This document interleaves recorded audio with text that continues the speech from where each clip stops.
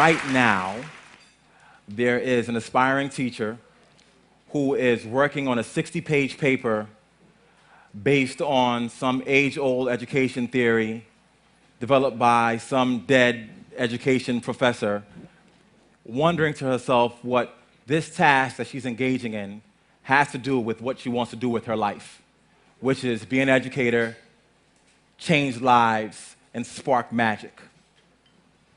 Right now, there is an aspiring teacher in a graduate school of education who's watching a professor babble on and on about engagement in the most disengaging way possible.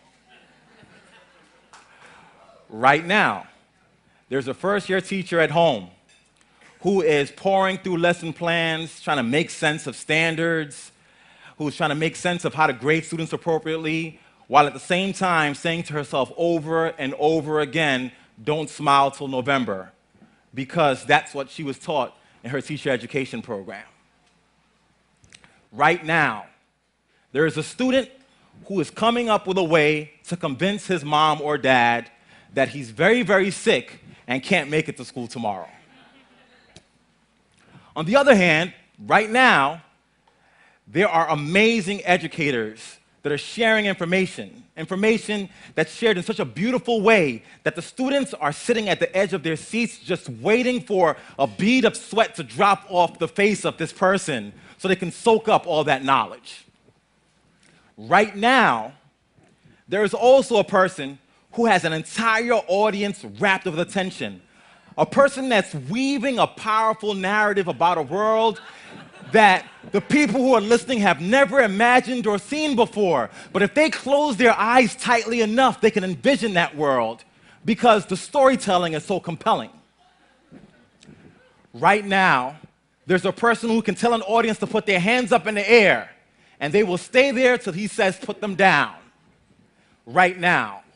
So people will then say, well, Chris, you described a guy who's going through some awful training, but you're also describing these powerful educators. If you're thinking about the world of education or urban education in particular, these guys will probably cancel each other out and then we'll be okay. The reality is, the folks I described as the master teachers, the master narrative builders, the master storytellers are far removed from classrooms. The folks who know the skills about how to teach and engage an audience don't even know what teacher certification means. They may not even have the degrees to be able to have anything to call an education. And that, to me, is sad. It's sad because the people who I described that were very disinterested in the learning process want to be effective teachers, but they have no models. I'm going to paraphrase Mark Twain. Mark Twain says that proper preparation or teaching is so powerful that it can turn bad morals to good. It can turn awful practices into powerful ones. It can change men and transform them into angels. The folks who I described earlier got proper preparation and teaching, not in any college or university, but by virtue of just being in the same spaces of those who engage. Guess where those places are? Barbershops, rap concerts, and most importantly, in the black church. And I've been framing this idea called Pentecostal pedagogy. Who here has been to a black church? We got a couple of hands. To go to a black church, that preacher starts off and he realizes that he has to engage the audience. So he starts off with this sort of wordplay in the beginning oftentimes. And then he takes a pause and he says, oh my gosh, they're not quite paying attention. So he says, can I get an amen? Amen. So can I get an amen? Amen? And all of a sudden, everybody's reawoken. That preacher bangs on the pulpit for attention. He drops his voice at a very, very low volume when he wants people to key into him. And those things are the skills that we need for the most engaging teachers. So why does teacher education only give you theory and tell you about standards and tell you about all these things that have nothing to do with the basic skills, that magic that you need to engage an audience, to engage a student? So I make the argument that we reframe teacher education.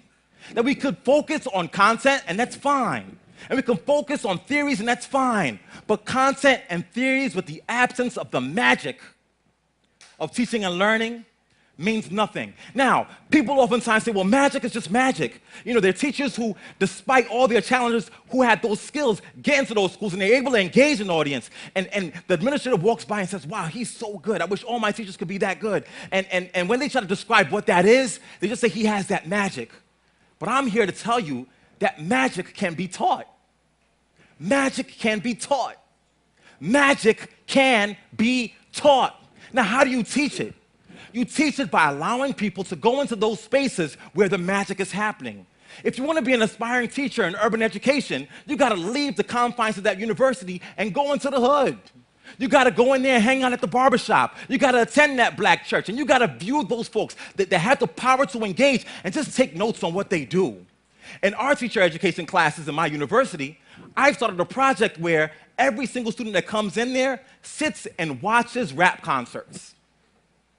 They watch the way that the rappers move and talk with their hands. They study the way that he walks proudly across that stage. They listen to his metaphors and analogies, and they start learning these little things that if they practice enough, becomes the key to magic.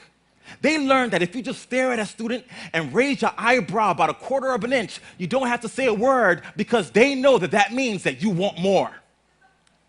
And if we could transform teacher education to focus on teaching teachers how to create that magic, then poof, we can make dead classes come alive.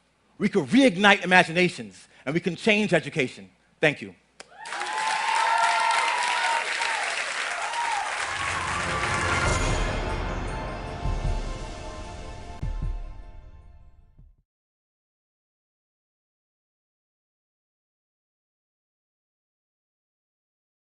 A guide for us to follow.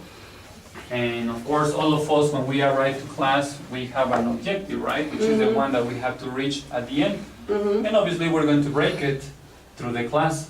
There might be times where students are having a hard time, right? And of course, we cannot advance till these students, or the majority, have already grasped the concept. Yeah, sure. Otherwise, going or arriving to that goal might be more difficult, right? So then we have to be very careful. Like we have a guide, but at the same time, we need to have certain activities that will help us in case, no, like to be prepared for those kind of students. And in a way, we know our students, right?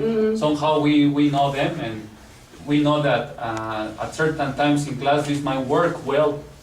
In other classes, we have to work a little bit harder for those students, right, to arrive to that goal. Sure. Following the idea of the map, I mean, you know that this supposedly takes me there, no? But what if there is a blockage? What if, I don't know, what if there was a mudslide and cover the highway? No, what am I gonna do? Yeah, following like that. Or what if they close the I don't know, the students close and they are asking for money, you know, because of the protest or whatever, no? So you have to think what you're gonna do when you are on the road. Okay, any other? Somebody else? Do you agree with the definition, Karin? Do you agree with that? A lesson plan structure roadmap? Do you think that is I think it's a good thing? because it shows you the way that you're going to work with that class. And With the class, it's very okay. important. Otherwise, you are just improvising and doing what Uh-huh, goes Yes. to your mind. yes. So something that I really like about this definition is this, the last word, time. Whenever you are in a class, your worst or your main constraint is time. Okay, so that is something that I always have in my mind. That is like, you have to achieve something, but your time is limited, so you don't have all the time. No? You have like 2-3 hours to teach, probably, no? But the problem is that we don't. Okay, the University of Michigan do like a series of steps. Okay, similar to what we do here. So they tell us like, well, when you are like in lesson planning, you have to think like this. A lesson plan has to cover like the objectives that the student has to cover, the teaching, the learning activities that are going to help you to reach those objectives, and then the strategies to check the student understanding. So they divide it like in 3 very steps, or 3 very important steps. You have to do 3 things. First, think what you want to achieve. Second, how you're going to teach it. And third, how to make sure that you did that you did what you're supposed to do. No, that is like the 3 things. No, and so based on these things, then they divide it like in tasks. Okay, they say, you know, you have to do like a set of tasks when you're lesson planning. Okay, so like they give you like a list. Okay, so in the website that I checked, they say, you know, these are the 7 things that you have to do. Okay, the first thing that you have to do is your objectives. Then think about an introduction, your activities, check your understanding, a conclusion, then think about your timing, and then you go to your lesson plans, you take it to the classroom, you present, and then you reflect on what you did. That is like the steps that you have to do according to the University of Michigan. Okay? Can you please stand up? Let's get it in trios. Okay? In trios. Get trios.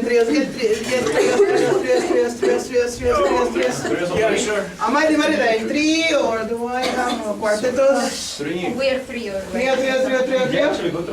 Trios, everybody trios? Yes? Okay, alright. So you can sit down together if you want, okay? So just your arrange. Okay. So, how would you translate that into Harmon Hall parlance? Okay, so in the school, well, you know that the lesson plan, you know the things that you need to include in a lesson plans, etc. So, what do you think this translates in the way that we do the things in Harmon Hall? I mean, do you see like a parallel? Do you think that it has like something that we can take from there? So, do we have like those steps in our lesson planning? Tell the person, don't you, okay? The first is the First of all, we have our objective, we have our spreads.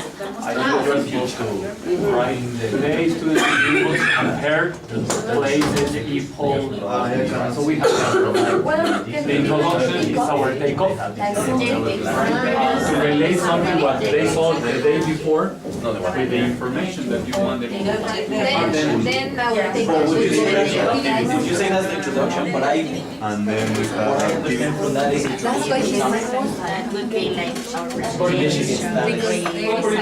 I mean, you are preparing Yes, I Then you are having Then we check understanding. the presentation. Well, there is a part of Michigan understanding also have, for example, one equation where they check if they understand. But aren't the The drills? drills, mechanical, meaningful, but they're Yeah, part of the case, but we have special ones. The chance, I mean, we, for example, we have concept check. After you have your and everything, okay, Check understanding is the response. what do we use? Simple present form. Or when we have And we are supposed to mark. So check understanding doesn't have to be effective. Doesn't include what is doing active. And then should be present and reflect. When the teacher here presenting, I mean, when you are reflecting, you are presenting with visuals and To check yes. all the things that you present. And then you have the check understanding, which is the difference. No, he said present and understand and reflect on them Recycling is all the things that we presented that day. After class. the class is like they gave the class, Yeah. presented, and then they reflect. This is like a step, they include as a step on your lesson planning. After you present, you have to reflect on what you presented. So once the class is finished, you take the time to see what worked, what didn't, make constructive reflection. Yeah, but make constructive criticism. So there are some steps which are kind of alike. Well, tiny.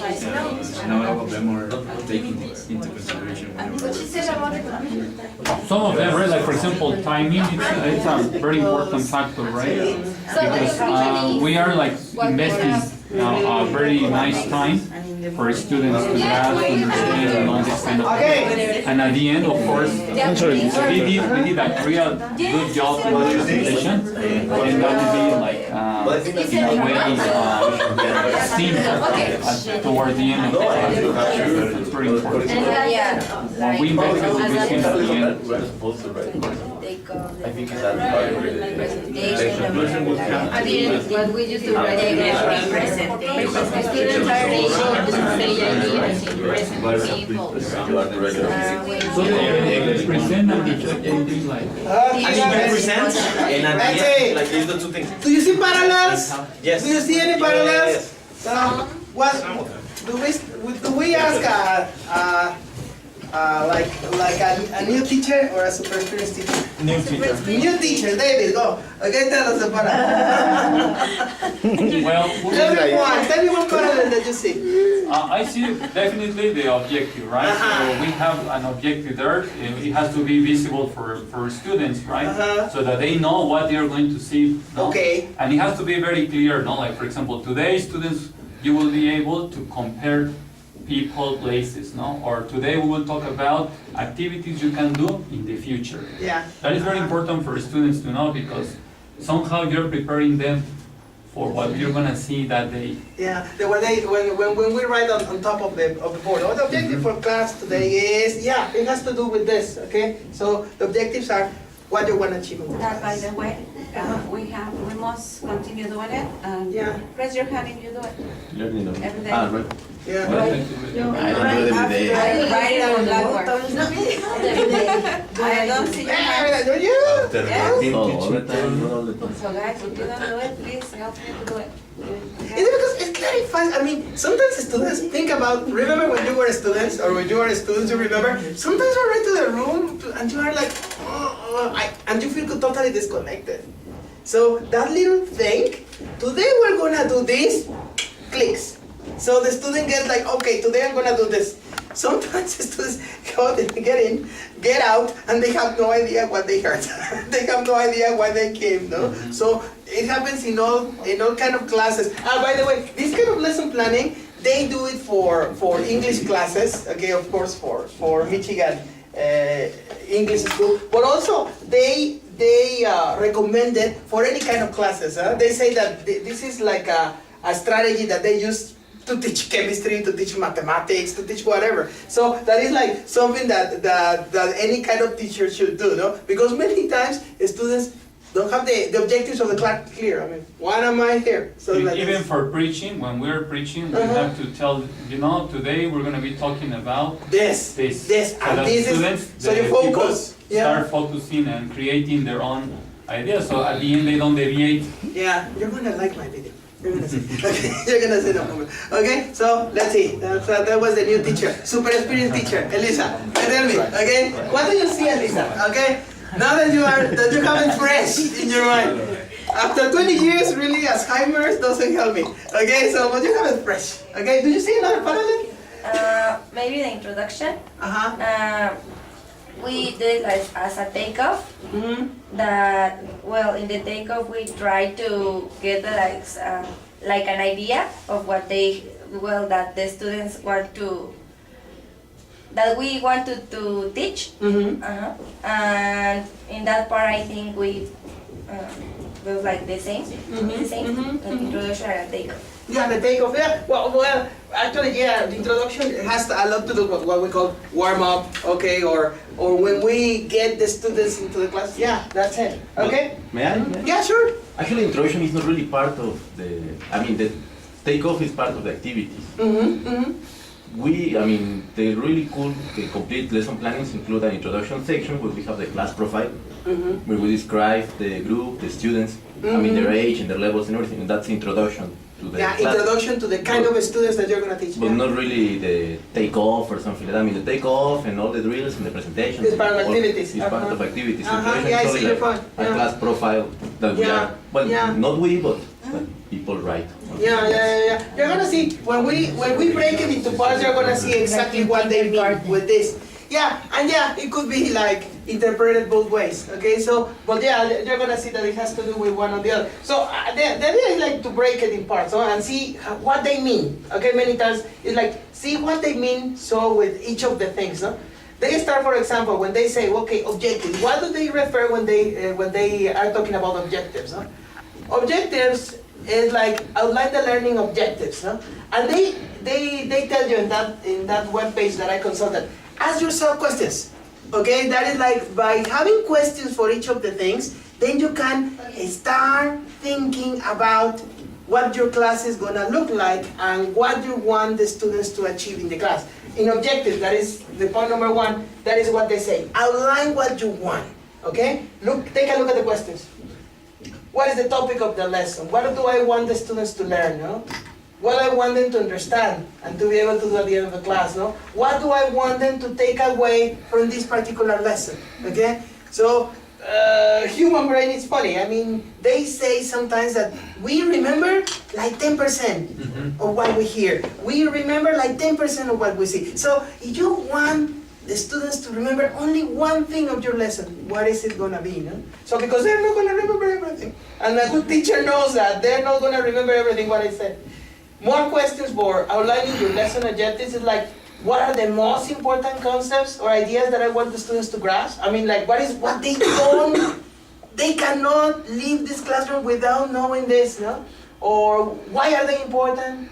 And then, again, timing, no? That is like, if I run out of time, which ones could not be omitted? What are they? Like the things that I really need to make clear. And on the other hand, which ones could I skip?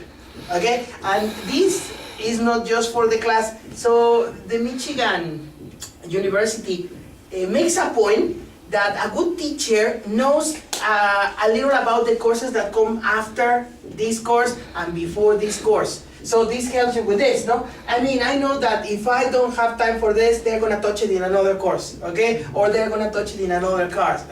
So it's not super important that they really understand this concept right now. But the teacher next year or next semester depends on students knowing the one that I'm teaching right now. That is the one that is they cannot skip. Okay? Alright, so let's see. Can you get together with a person that gives courses more or less similar to yours? Okay? More or less similar to yours, okay? So more or less similar to you. I mean, if you are giving Touchstone 1, Touchstone 2, kids courses, okay? Stand up, find a person. Kitty is here. Is it Similar to you, yes, madam. No, I teach on Saturday, one Saturday. I teach one Saturday. Find a course that you both teach. That's the important thing. A course that you both teach. You don't teach night?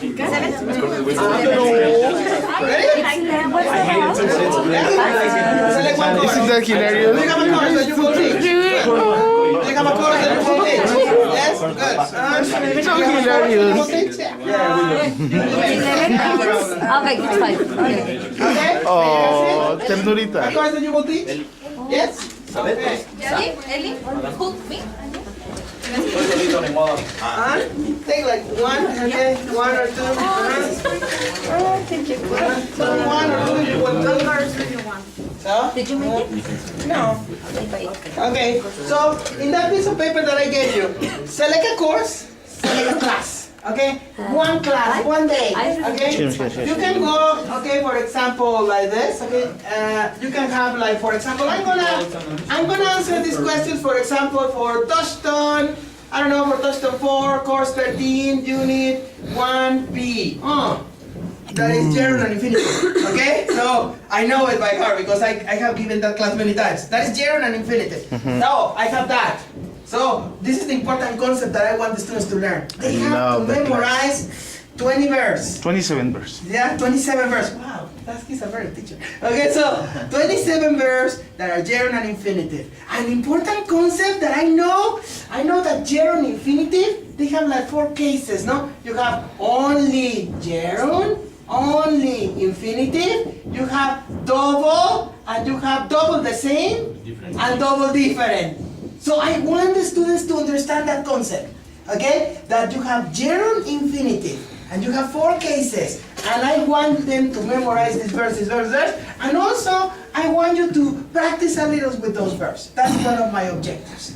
Something that can be omitted, well, there are many verbs here. Probably I really want to memorize only stop, because it's the most difficult of them and they have it a lot. If they don't understand try, well, I try another day. Okay, but for example here, double the same, well, I know that these are easy. Probably I won't use too much time here.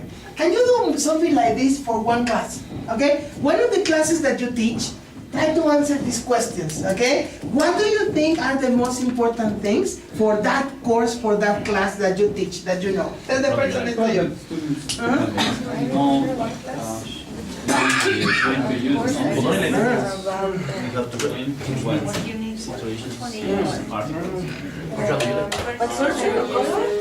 What are we doing?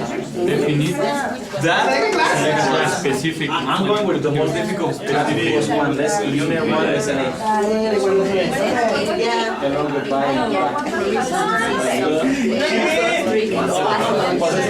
¿Tienes algo así?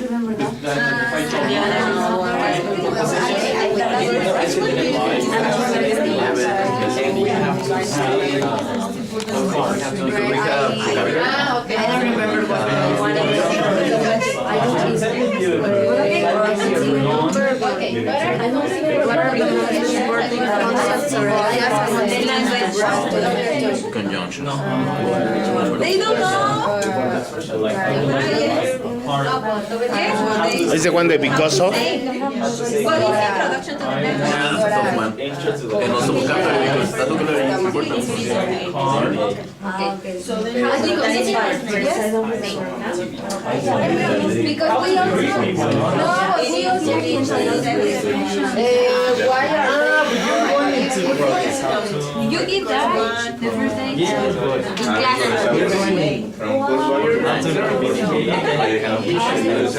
Why is it important? I think the most important thing is to make a difference between so then you can say, well, I would like to avoid this is many parts, that would be like plural, which is not specific. Then I want to buy the cars. There are some expressions like, can I read? Then I can Can I say read your pattern like that? cars, Like, I mean, you don't need that. health, which one? people, The ones with teacher. trouble, Teacher, comfortably, teacher, for student, and Comfortably. and like the first 6 of the other side. Comfortably. Comfort. First, comfortably. Any proposition? Yes. let me see. Do you have time? No, are you ready? Just a second. So then that will be here. This will be Can you? No, there is some teacher student all right. But the other side is let's change roles. I finished. No, I don't like that one. You just understand? yes, Because I don't. I think in both cases. Are you A or B? Yeah. So the first like We the first eliminate six. the First 6 expressions of SS. You understand? Could I skip if And also think about what they know and what they are gonna know. Because for example, I know that We're only going into this lesson, one. We're good. I know Unit 5, Lesson 8, they do a simple back review. No, see, or I would like to sell cars, but here is the But you have to also teach them how. You know what? As a course is teaching, what I would like the course on my teacher to Because that's formal. iterative meaning. the difference between what's and it. That will help. The only one that you can skip is like see you. Because you see it in better lesson B. Yeah? that is the first They see it, no? Because that is what I wish. That's what I wish. That would make my work. Yeah, you're right. Yeah, probably for you it's more important to do the version pass. Why are they important? What's up? What's new? All the what? Like, for example, Ones that you can the ones that you cannot avoid is it helps formal. yeah, but since you have One more minute, okay? In this one you can see the items to communication. You can use, for example, the city importance to. Yes. And also they have infinities for reason, and also they have infinities for opinions, huh? It is nice to go to the beach. It's like it's in a question. Yeah. Yes, it's fun to. And so they are contrasting two ways of infinitive: infinity for reason and infinity for And then in front of time, for opinion. You know, it's hard to study math. It's hard. It's beautiful to go to the beach. So they are like contrasting the two things. Yeah. Yeah. the People are. When you know, That's what that's when you can tell I'm lazy. if I remember correctly, I wanted to see but that's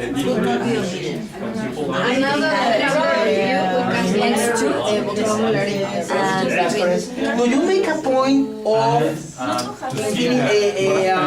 glossy versus phrase? Because that is like they make a point in the lesson, no? These are for glosses, these are for phrases. No? Yeah, and that's the main point of that one. What is it? I want to get some experience. Okay. At the end, can you write down your names? Okay, because of what we're gonna do later. But just write down your names. Who did it? Okay. Who did like this analysis of the lesson? Write it down at the bottom. Yeah, that's assuming it's the names. So we don't write our names, right? Yeah, at the bottom Really? you write your names. You're such a gentleman. My God. Because I want you to read it again later. Okay, so we need to keep track of who have the first expression, and later you're gonna see why. Okay, so just write your names or your signature, whatever. So I want that you can identify it. That is what I want. Okay, so can you give us some impressions here? Okay, when you take a lesson, okay, so you must have your objectives in mind. No, so for example, okay, you were discussing which one? Which one were you discussing? Course Okay, 16, Unit 11, Lesson B. God bless yes. you with those. Yeah, that's one of the most difficult lessons in course 16, if you ask me. Yeah, that's one of the most difficult lessons in course 16. Yeah. Course 16, yeah, probably is one of the most difficult. It is the most difficult because you have so much vocabulary. One is the vocabulary. First is the vocabulary. Oh yeah. The grammar. And then Yeah. Tell us a little about that lesson. Look, who has taught that class? Yeah? Do you agree? It's yeah, But it's a killer. It's very nice, but it's a people they killer. like that topic. Oh, yeah. You got teens who don't. It's a killer. That lesson is a killer. What are the most important things of that lesson? Well, there are two things. There are conjunctions. There are many, I mean, because of as a result of the to, in spite of, although, even though, in order to, so that, instead of, those are all good. And I teach instead. And there is also vocabulary, Yeah. Like 16 words minimum. Yes, I get that. which is By the important. way, now that we're several teachers who teach this course, you remember that once we were told that this class can be divided? You can start the They previous start in video. lesson B, in lesson B, Yeah. lesson C and and lesson D. Yeah. Yeah, because it's a killer. That class is horrible. Yeah. So, what is the things that you think are important there? What things you can let go if you don't have the time? Well, the vocabulary is the one that you can let go because you have more time, and I mean, all the unit is about that. So you Yeah. can It's continue about talking ecology, that. no? If I remember well. It's Yes. about protecting the environment. Lesson C, lesson D is not But about we have to ecology. be careful because some of the words come in the Oh, in exam. the exam, No, yeah. no, Most of them. We have to give them, but you can do them another day. But yeah, But lesson C is not the activity possible is all the And why don't you leave related this to- for homework? Why don't you leave the vocabulary because it's not that easy and it's important. I mean, it comes in the exam and it's essential. I'm not telling you, like, for example, not to give it or not to skip it, but if you assign your students to have an idea before, this is gonna make you. Or having those homework the day before, or something like that's that. what I mean. Yeah, but the one that you cannot let pass, that they must learn. Conjunction. And that is like I was telling Letty that there is a very important concept that I want my students to grasp in that class. That is the first time that they touch. That is clauses and phrases. It's the first time I think that they see that in in a formal way. I think. Do they see it before? No, I don't think so. Actually, we touched it before with however now though, but Yeah. in a different way. In a But different it's the context. first time that they have like a bunch of them. Yes. Yeah. And course 12 on 12 and lesson D, and also a little bit on lesson 11, Yeah. because we have to teach that they have two Course classes. 14. Course 14, yeah. Before and after, soon Before, after. Yeah. before and soon after. Yeah. But the first lesson that they tell you in the book, this is a phrase, this is a clause, I think Yeah. that is there. Yeah. Okay, so the students always ask me, what's this? Okay, let me share with you. In God we trust. Yeah, that's it. Okay, so someone that has like a kiddie class. Okay, you have a kiddie class? Come on. Kiddie class? No, that is it's not a basic. kiddie That is class. basic one. You took a kiddie class, right? Jesus. So, kiddie class. So tell me, which class did you take? Ah, you mean kids, like real kids? Yeah, kids. Which one did you take? Of course, one, they're Kids 5. So, what did you take in that class? It's basic. It's their first time Okay. using English, and we selected the topic of prepositions. Prepositions. Okay. The ones that we teach are in, on, under, in front of, behind, next to, and between. Okay. And the ones who we could Omit or let's go. maybe under, in, on, and next to. Okay. No? If you don't have time or If something you don't like have the that. time. Okay. But the Yeah. most important, like, are like, Why? No. Whenever the University of Michigan always the tells other you- way Yeah. around. They always make a point of this. Yeah, I was thinking like, Do you have a reason to say these are more important than the others? Yes, because they are. Because Felipe made a rationale and say like, I have this vocabulary, probably vocabulary I can give it for homework, etc. That's the rationale, okay?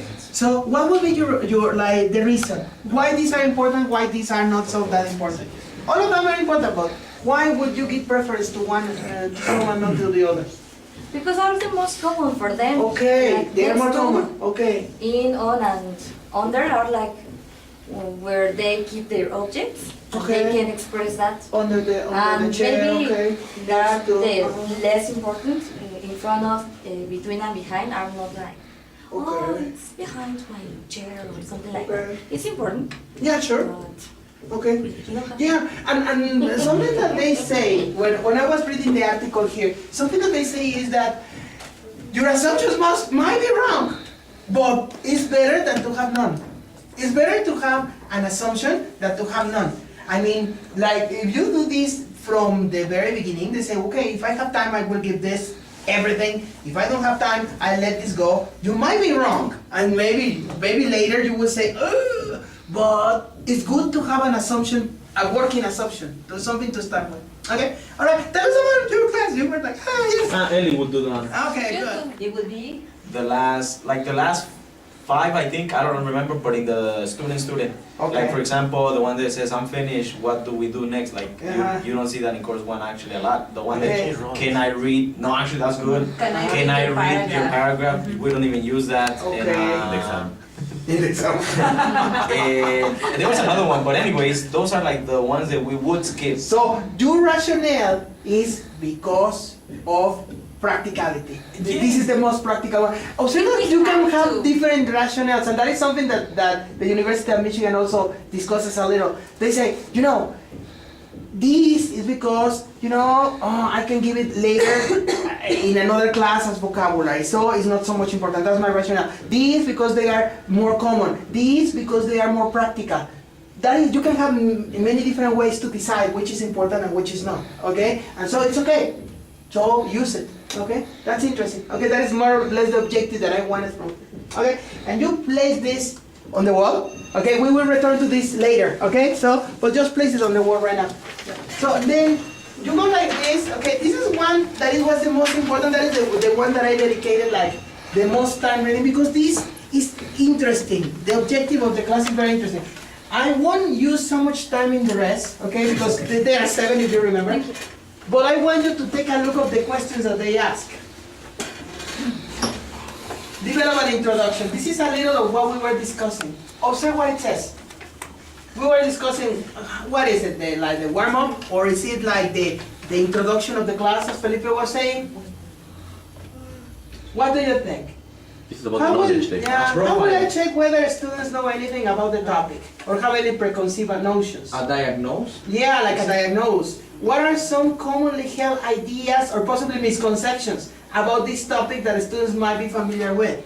They give an example in the webpage that I checked. They give an example with genetics because they say, as I told you, the University of Michigan uses this for all kind of classes. But say, many people think that genetics is about creating Frankenstein monsters or things like that. That's wrong, and you have to see if the students have that preconceived idea. No?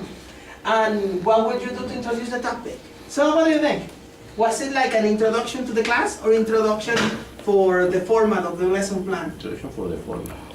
Introduction for the format. It could be in the format. Actually, it's a combo, no? Because It's you like have a to combo, yeah. diagnose, and then you have to know how to start your class. Yeah, I remember once they gave us like, I don't remember, it was like 2-3 years ago.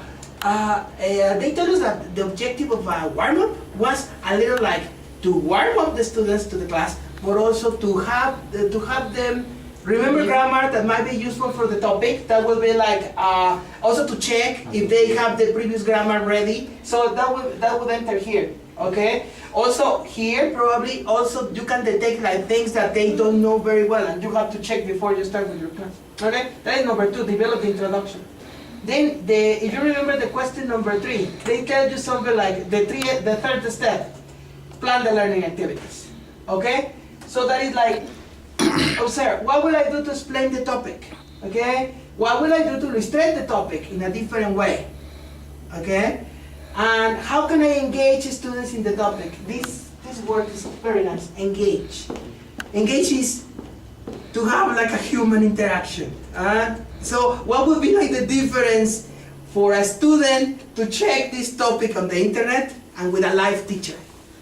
So because now, everything that you teach is somewhere in YouTube, somewhere in a web page. So the only difference between our classes and a web page is that we can interact with the students. There are web pages that have more information, that explain probably better. The only real difference with a live teacher is engagement. It's the only difference today. Okay? And now with the Skype, maybe not even that. But what are some relevant real life examples, analogies, situations that I can help the students that can help students understand the topic? No? What will the students need to do to help them understand the topic better? Okay? So what do you think? All this is like planning learning activities. Okay? When you are planning an activity, okay, they tell us in Herman Hall vocabulary that we are very accustomed to using. For example, humanistic. It has to be interactive. It has to be, the three like there are control, semi-control, or productive. Does it check here? Okay, tell the person next to you. Do you find matches? Okay. Do you find matches?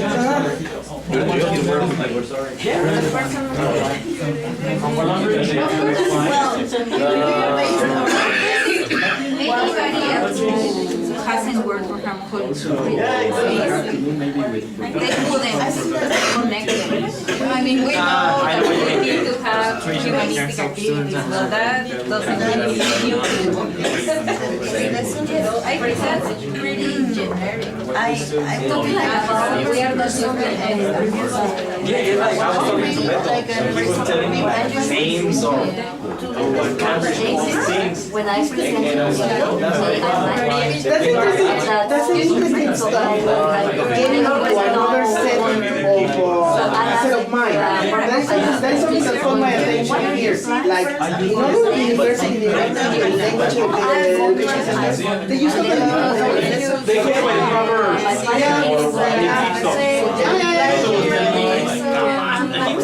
Weird words.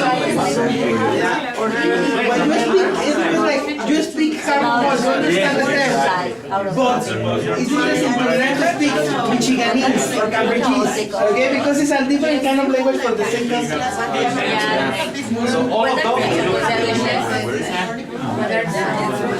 Do you mind if I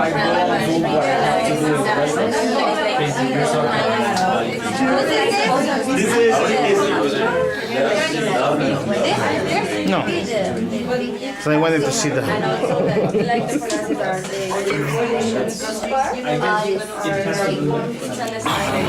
Okay, so, any ideas? Any matches? Teacher Club? Any matches here?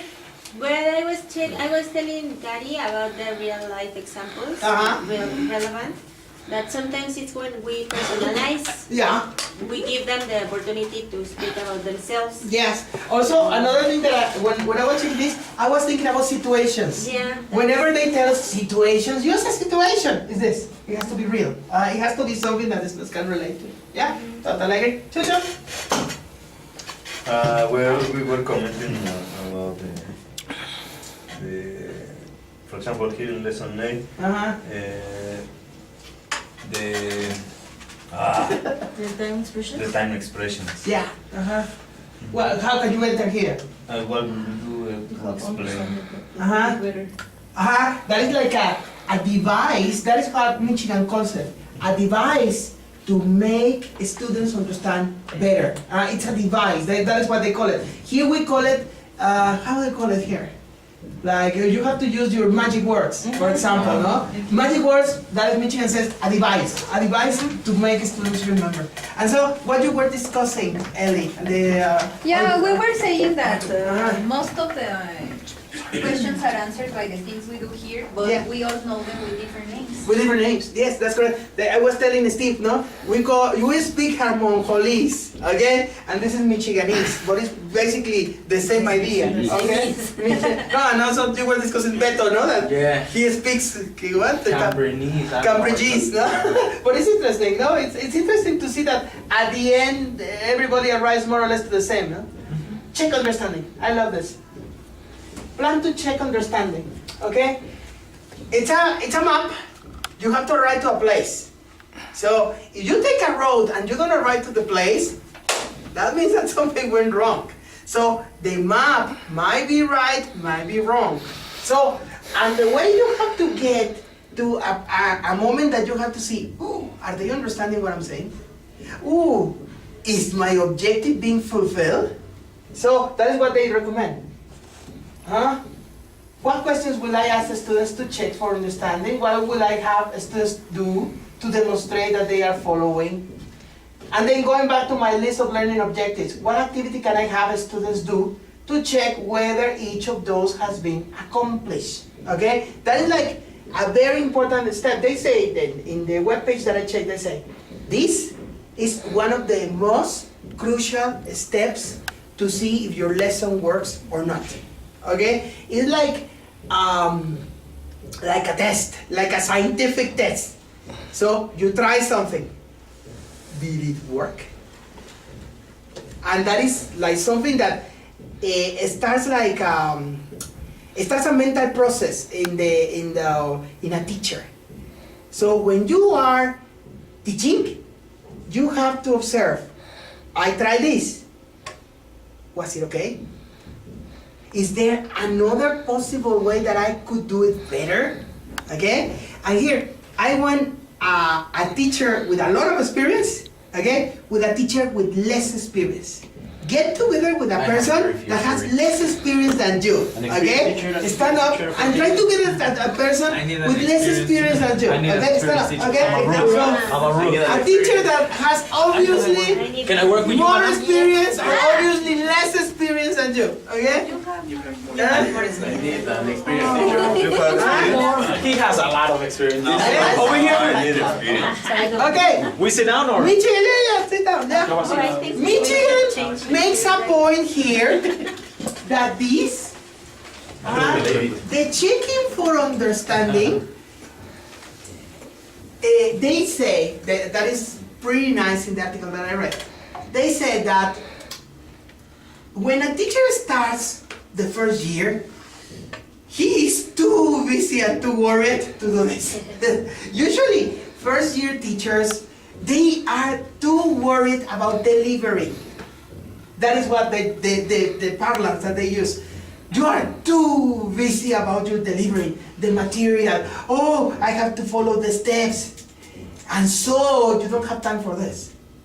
So when a teacher has a lot of experience and he knows, well, I'm gonna do this activity. I know the material that I'm gonna use. That is when you start opening your eyes, opening your ears, and you start checking.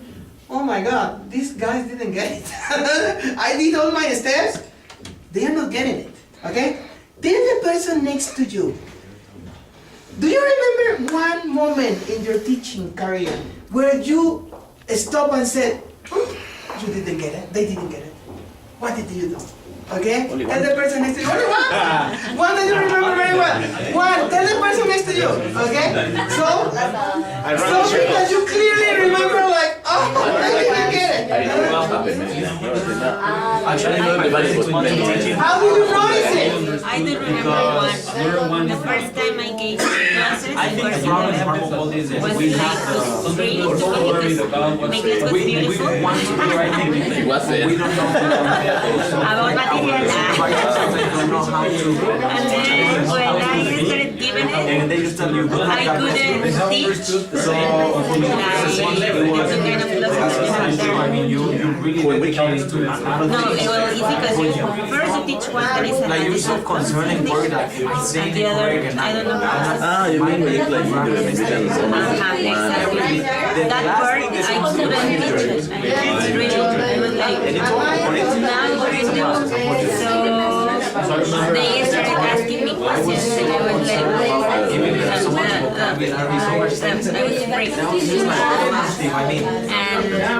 and of course I felt terrible, and of course I stayed looking for a lot of information. 6 months, I really just I understood everything. I understood their questions. And then the next day I tried to explain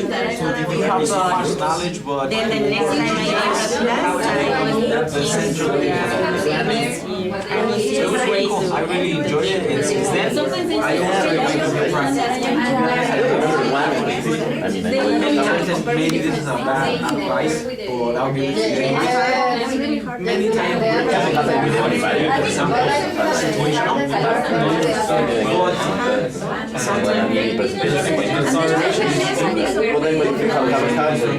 so I'd rather give example. Once I go back, now the first thing that I do is I give a person once I see like the I think that I was but when you were no, because they need to learn things and I don't have more. I wonder who the less experienced teacher is here. It's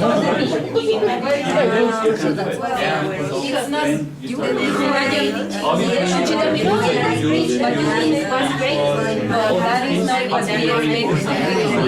Because most of the teachers are You're giving tools to them. Our tools are really helpful. We like we're still guiding them. We are like taking them by the hand. You can know like this. Tell me what's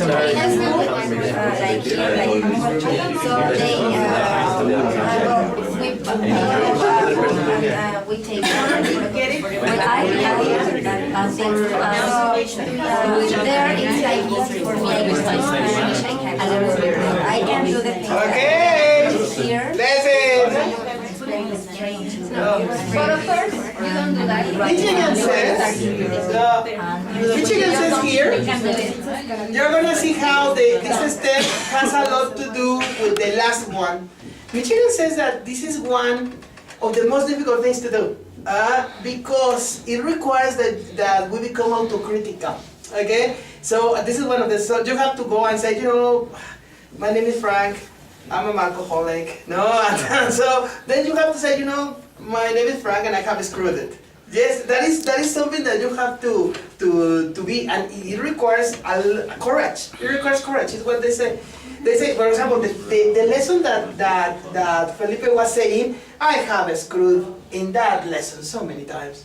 So many times, because I remember once I gave that class, and then they say, okay, let's do the final activity. Ah, yes, teacher, in spite that we don't use cars, they didn't get it. They didn't get it, that's why. So they didn't get the idea of the lesson. Okay, so, although, guys, We don't buy anymore. It's about ecology, you know? It's like, oh, isn't it? Okay, so did you learn something? Like the teachers that have less experience? Do you remember his anecdote, Elisa? Oh, yes. Well, he told me that sometime in his first 6 months of teaching, he was like worried about other things like material. That did you do like, well, if you continue with the steps and the things that actually I think I am doing the same because I'm worrying too much on material and It's natural, so get accustomed to it. yes, and with the steps like the pre-presentation. And actually, in the pre-presentation, I noticed that in that part, well, you will notice in that part that if kids get it or not. And actually, just on that part, I pay a lot of attention there, if they get the idea or not. Yeah. But yes, I'm worried about a lot of things, but I didn't pay a lot of attention. Yeah, yeah. It requires like, you need a little peace of mind that you know that everything else is correct, so you can start paying attention to students. Yeah, it's very true. It's very true. Who was telling the story here? I was like asking like here, Well, like Ellie or Bruno, who's telling the story? a story here. Yeah. That once upon a time, no, just kidding. No, that I had a group, two groups with the same level, and one of the groups grasped the presentation better than the other. So Yeah. that has to do with that. You have to really plan your activities according to the group. To the group. So Not- it happens when not you according give to what the you're going to same teach. class in a row. You see, the first group got it, the second group didn't. Why? Yeah. No? Exactly. Yeah. It could be something as silly as the previous one had eaten and the next one hadn't. So something as silly as that. So something like that. Okay, yeah. But it's important that during the class, the delivery of the class, the students are aware of that. Okay? Someone else who wants to share? Someone else that had like interesting stories? Chucho? Yes, Debbie, class. Well, I remember that my first year in here, I was giving course 11 and I prepared a really nice class according to my standards with material and everything and beautiful material. That's the most horrible thing when you dedicate a lot of time. And then in the consolidation drill, they were like totally lost. And when they started asking me questions, I was like, I started like freaking doing out. a lot, yeah, like. And I'm very frustrated because I knew that I prepared my class and that I was according to my standards ready. Sure. But when I started giving it, I was like, uh-oh. And then it gives you to another thing. Every teacher is different. So, for example, your standards of teaching. For example, I'm not a cositas teacher. I mean, I know that you, Klaus, Jadi, so there are teachers that can make beautiful things. Like, oh my God, how do you find time to do all that stuff? I'm not. Okay, I can't. So, but then, how do you judge if your class is effective? It's beautiful. Is it effective? You see my point? So it's like, oh, so it's like part of the plan of the understanding, no? Like, oh, how do you see if the students learn what they are supposed to? With experience. With experience. Yeah, when you see, oh my God, yeah. This is what I mean by conclusion. Develop a conclusion. Okay? I don't get disappointed. Okay? Go over the material covering class. Summarize the main points of the lesson.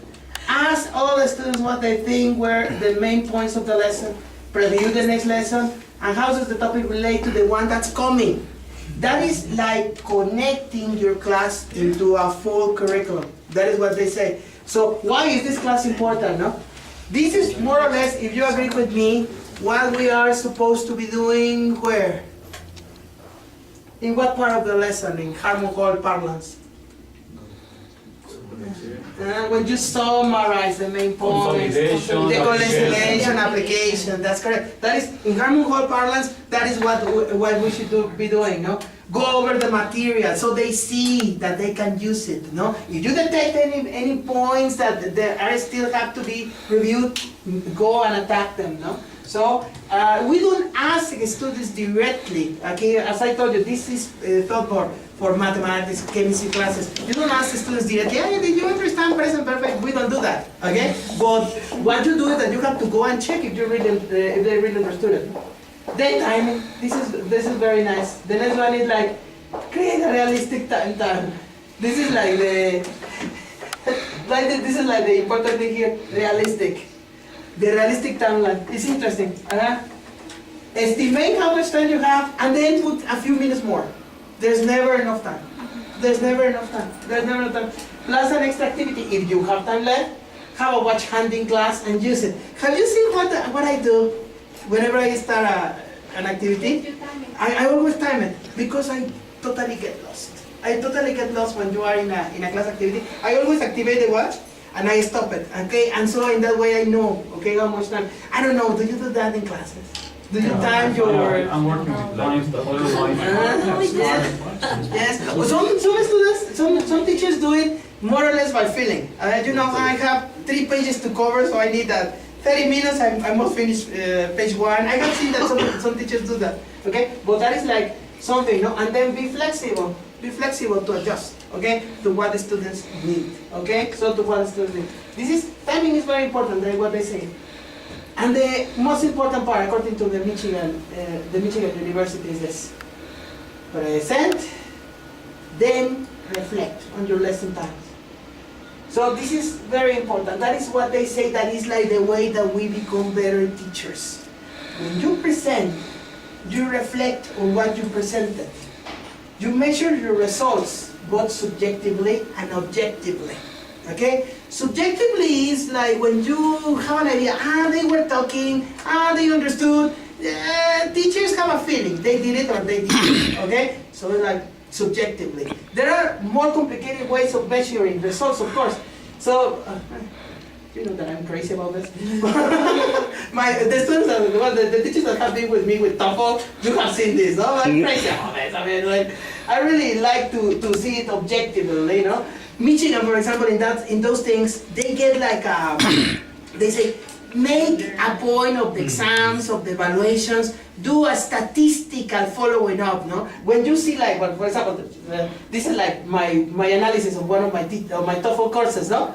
They started here, they moved here. That means that the course worked, okay? If this and this are exactly the same, this is my ideal, no? Everybody with 600, if everybody's with 600, somebody will have less, somebody will have more. But here that means this course work. Okay? They started here and they finish here. And then you do analysis like, I am listening in grammar, in reading, no? Yes, I'm crazy about that. I really like statistics. Okay? And Michigan gets very deep about that. Get the statistics, get like see if you are working. Okay, see if what you are doing works. And it's pretty nice about it. Another way that is also something that Michigan does, and they have plans and they have ways to do it, is that they say, you know, you are not alone. Always ask other teachers. Measure the results, what went right, what could be wrong, and ask for feedback to students and peers. That is something that is very valuable. That is something that say, you know, always we have like an idea what happens inside of our classrooms. We have like kind of an idea what happens in other teachers' classrooms, but many times the experience of other teachers can be very valuable, very, very valuable. Okay, when you have like observe, reflect, get new ideas can be very helpful, and always helps that you can have like a history how you have been advancing. No, like before I did it this way, then I did it in another way, then I changed it, then I changed it. No, I really like to do that because that is another thing that helps me. Okay, so this is an idea that I have told some teachers, and I don't know if some others do it. No, can you please stand up? I think that all of them are different. Get in trios. Get in trios. Trios. Yeah, get in trios. Yeah, trios of three. Then you can form like here. 1, 2, 3. 1, 2, 3. 1, 2, 3, 4. Yeah, 4. Yeah, 1. Yeah. Or 5? Perhaps 5. So look, I don't know if you see that any difference, but I would like to take a look at this. Oh, happy faces. Happy faces, yes.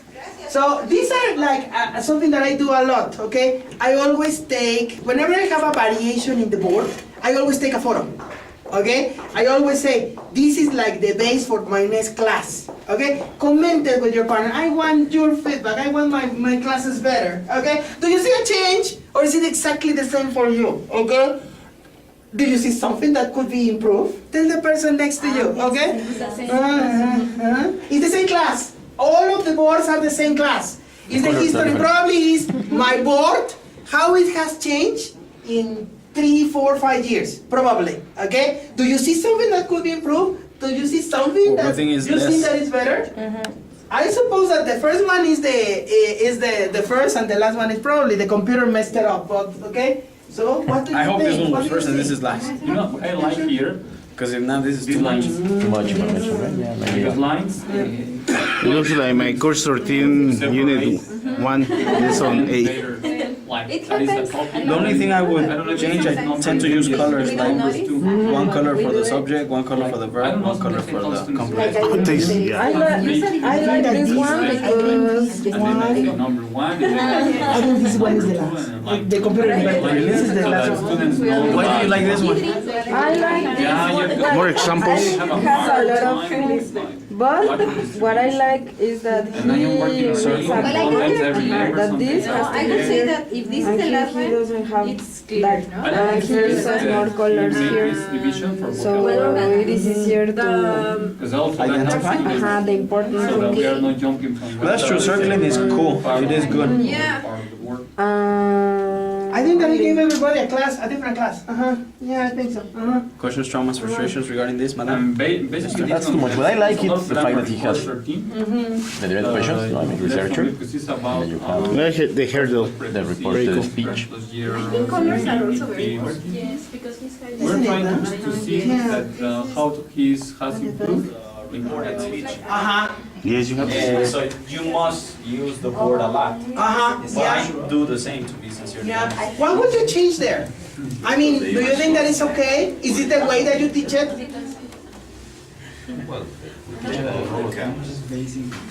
I try to leave a little more space in between, Little more space. or draw like a little I don't line. know. How many examples do I have here? I don't remember. Like 4 or 5, no? 2, 4, 6, 8. 8. What do you think? Too many? Well, honestly, I think that for me, I mean, we have like a disagreement. I think that the emphasis here, I think, is for the tenses. Because Yes. I see the Cancun, I was telling that they have already checked this a day before. Yes. And I would focus more on the word order. In the world, I mean, because there this is B. there This is is an arrow. the reported question. There is an arrow on the question, but not on the reported, and that's what I think. Well, I would emphasize more the word order than the tense, because they already checked the tense. Alright. Okay. But we What, disagree. alright. What do you think of those things? Okay. I think that this is touchstone 3. Yes. Touchstone 3. What do you think? Well, I think that we like it. And Is it the way that you give that class? yeah, we need to divide it. Uh-huh. We need to divide this, and the thing is that you emphasize what they need, like to, 2 and enough, no? yeah, to and enough. Okay. So I think it's pretty well. We were commenting just about the colors you use. What do For you think? example, we prefer the one with black and red, or blue and black, but not with red and green. Oh, yeah. Because it's really Difficult to read, yeah. Uh-huh. Yeah. I noticed that too. Now I leave green only when it's completely indispensable. But you need to use colors in my opinion. You need the colors to emphasize, for example, subject, objects, and things like that. Well, I really like this one. This is about course 13. Unit 1, lesson B. And this is about verbs plus prepositions, verbs plus gerunds, the one that is infinitives. And I really like, Yeah, that's exactly that one. I really like that one because you are dividing with numbers, like, and then you are having a little title. Yes. That is very important for students. Like it says here, verb plus infinitive or verb plus gerunds, and then you write a couple of examples there, and you have numbers, and then you have divisions. For me, that was very nice. It's because I really tried to systematize that class because the first time that I gave it, I don't know, I don't even remember the first word like this. They ended up thinking, it's the same for everything. No, it's not the same for everything. And I really want them to realize it's not the same for everything. It's different.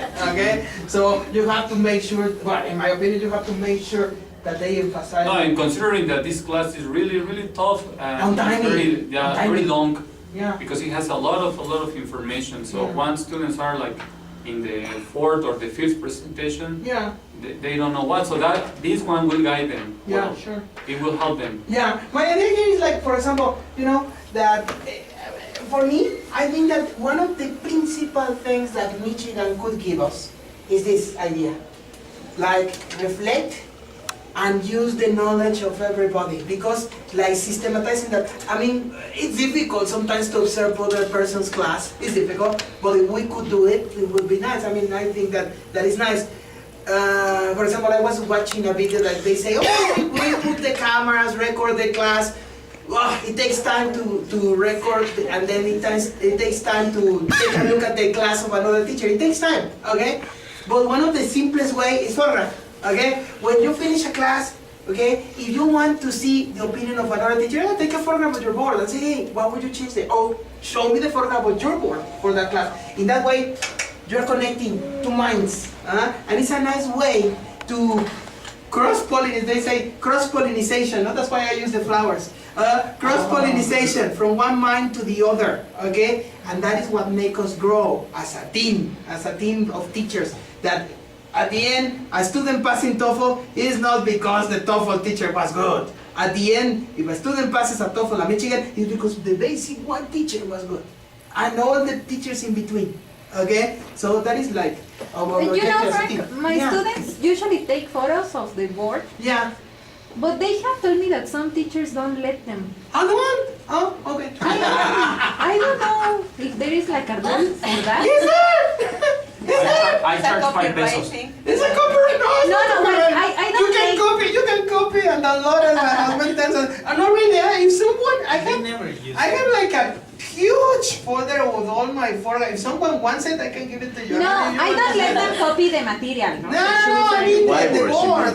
The whiteboard, only the whiteboard. But they usually have a group in WhatsApp, and then they have all the photos there. Yeah. I have seen them with my last 2 groups. Yeah, me too. But they asked me for my permission, and I told them, well, as long as you are not copying the book. I always tell them, do you have a telephone? When I see the copies of is medieval copies copied by hand, say, we can do better things with our time when you're inside of a room. I mean, don't lose your time, take a photo. I mean, the only way that I learn is by copy by hand. Okay, do it at home. Yes. Okay, so take your photo and copy by hand at home. So because for me it's not productive, the students sit down and copy by hand. There are different learning styles, right? Yeah. I don't agree with you. And it's okay. I think that we have to be careful with our students. Yeah. And if they need to copy in the classroom, Yeah. I don't tell them you cannot. It's not a prohibition. But I will tell them, maybe you should take a photo and copy at home. Yeah, but because I think that in the room is better if they are paying attention or interacting or something.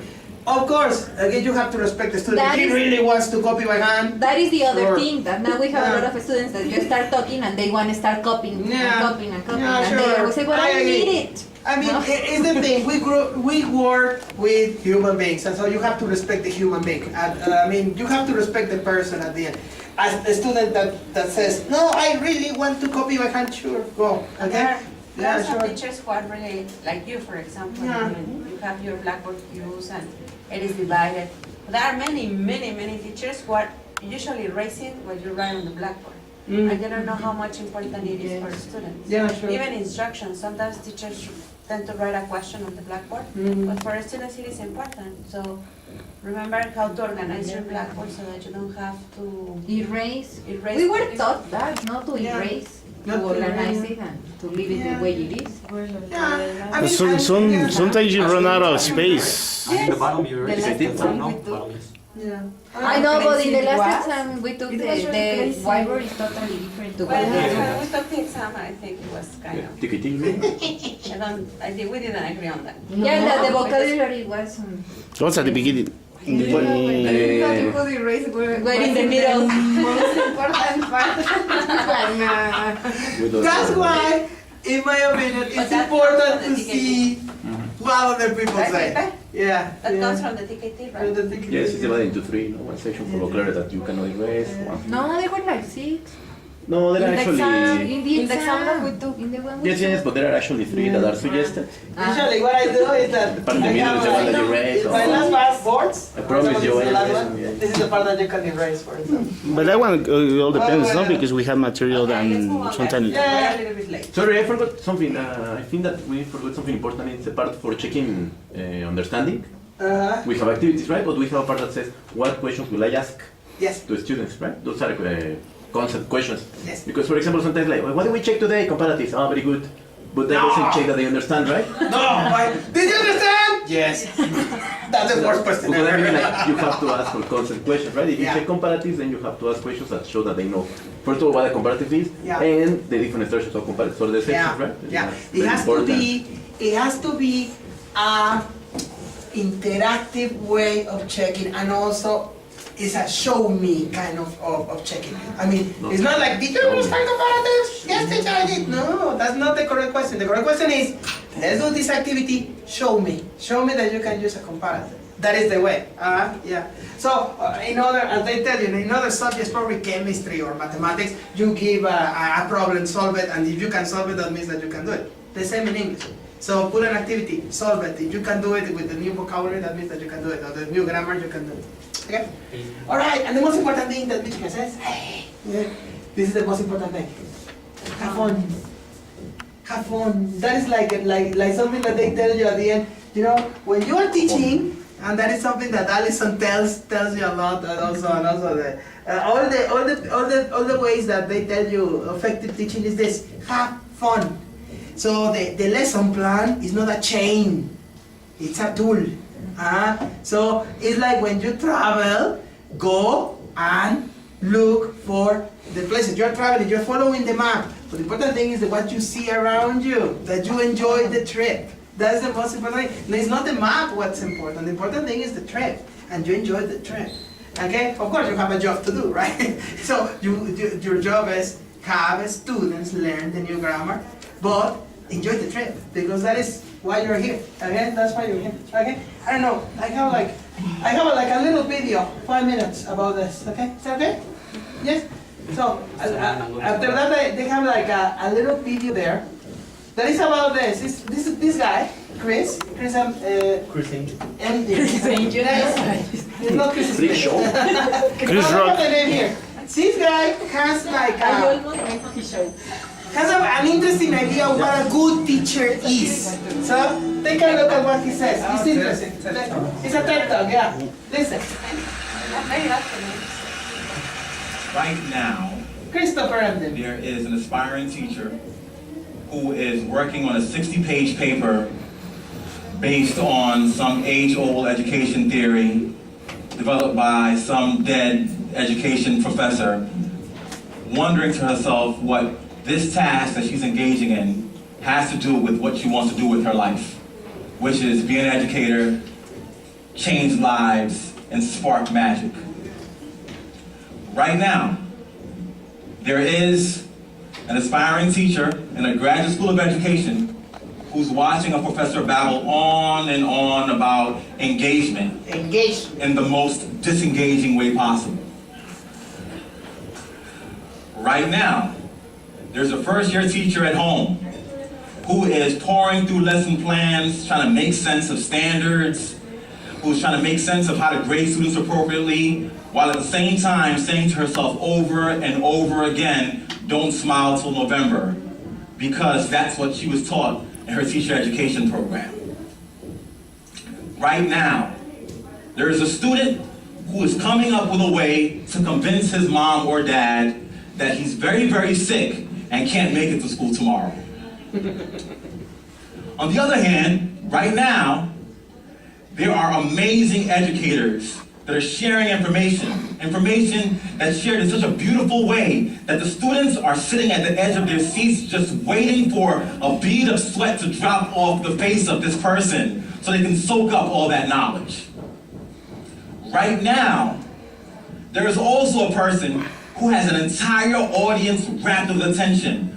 A person that's weaving a powerful narrative about a world that the people who are listening have never imagined or seen before. But if they close their eyes tightly enough, they can envision that world because the storytelling is so compelling. Right now, there's a person who can tell an audience to put their hands up in the air, and they will stay there till he says put them down. Right now.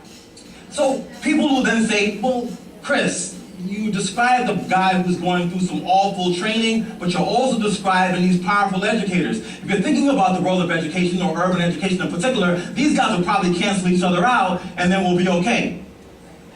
The reality is, the folks I described as the master teachers, the master narrative builders, the master storytellers are far removed from classrooms. The folks who know the skills about how to teach and engage an audience don't even know what teacher certification means. They may not even have the degrees to be able to have anything to call an education. And that to me is sad. It's sad because the people who I described that were very disinterested in the learning process want to be effective teachers, but they have no models. I'm going to paraphrase Mark Twain. Mark Twain says that proper preparation or teaching is so powerful that it can turn bad morals to good. It can turn awful practices into powerful ones. It can change men and transform them into angels. The folks who I described earlier got proper preparation and teaching, not in any college or university, but by virtue of just being in the same spaces of those who engage. Guess where those places are? Barbershops, rap concerts, and most importantly, in the black church. And I've been framing this idea called Pentecostal pedagogy. Who here has been to a black church? We got a couple of hands. If you go to a black church, that preacher starts off and he realizes that he has to engage the audience. So he starts off with this sort of wordplay in the beginning oftentimes. And then he takes a pause and he says, oh my gosh, they're not quite paying attention. So he says, can I get an amen? So can I get an amen? And all of a sudden, everybody's reawoken.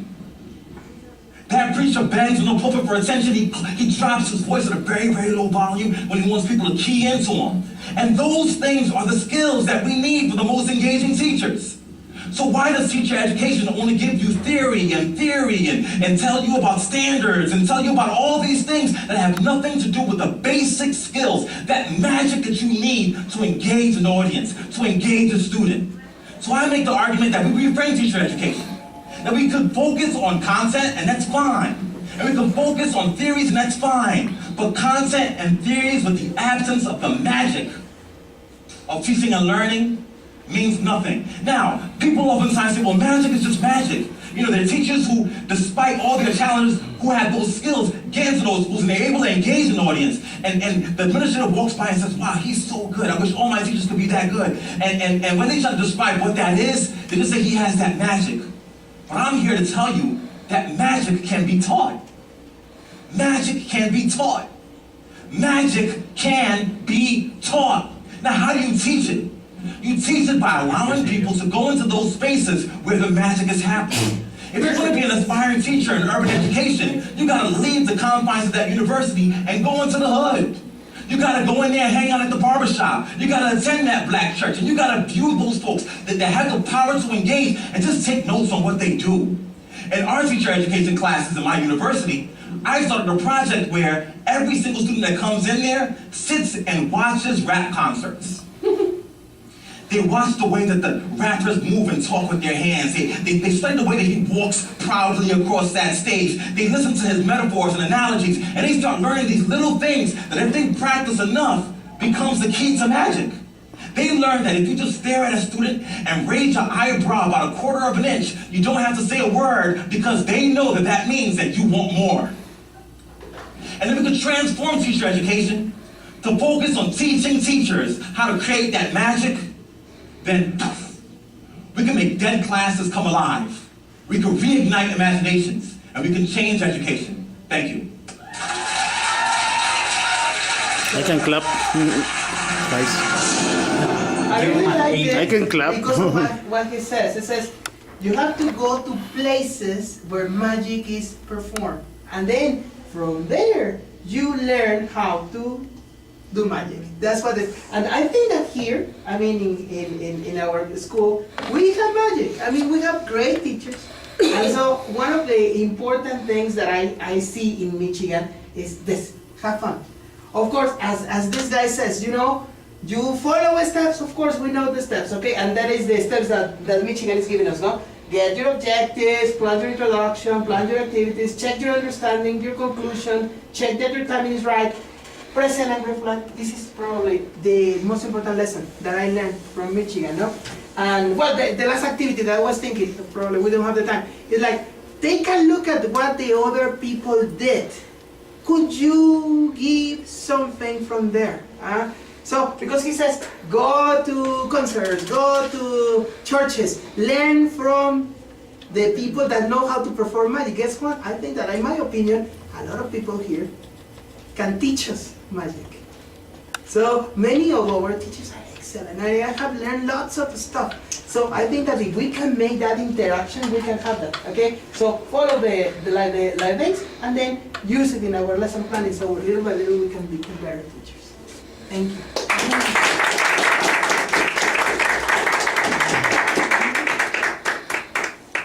Any question or comment? No? Then how about if we take like 10 minutes so that Julieta can get ready and then we start with the next presentation? You cry.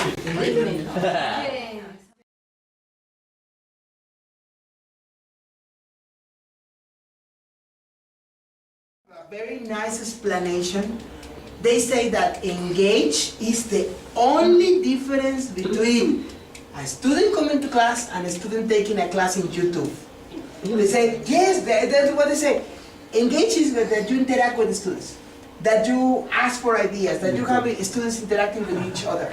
They say, you can, yeah. They make a point because Michigan has a big department of you know, long distance teaching, long distance courses. They say the only difference between you as a in-campus teacher and a teacher that gives long distance is that you have the students face to face. And in this connected world, in this internet world, they can find more information in internet, they can find more resources on internet, they can see a better teacher in YouTube. The only difference is engagement. And they make a big point about it. It's the only difference. The way that you engage students is the only difference. So this word is very important, okay? Now, what are some relevant real-life examples, analogies, situations that can help students understand the topic? What will the students need to do to help them understand the topic better? All that you can see is what we call presentation. You see?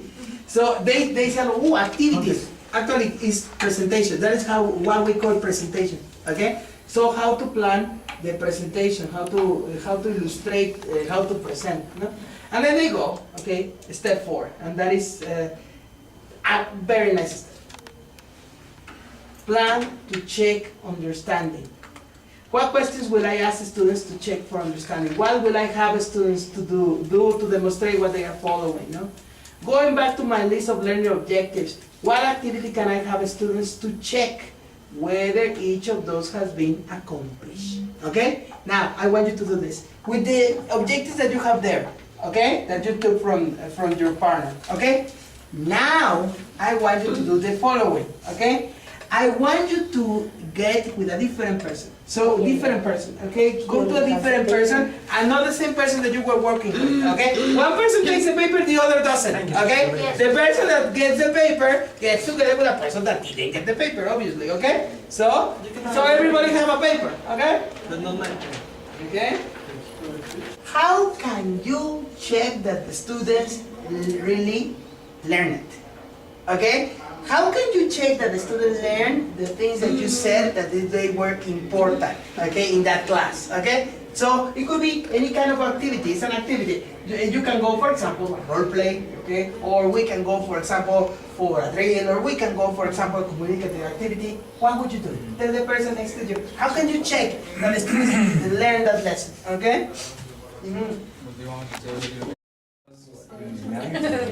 They say that, for example, checking is a way of engaging, okay? They say, if you take a class in YouTube, nobody's gonna tell you if you understood right or wrong.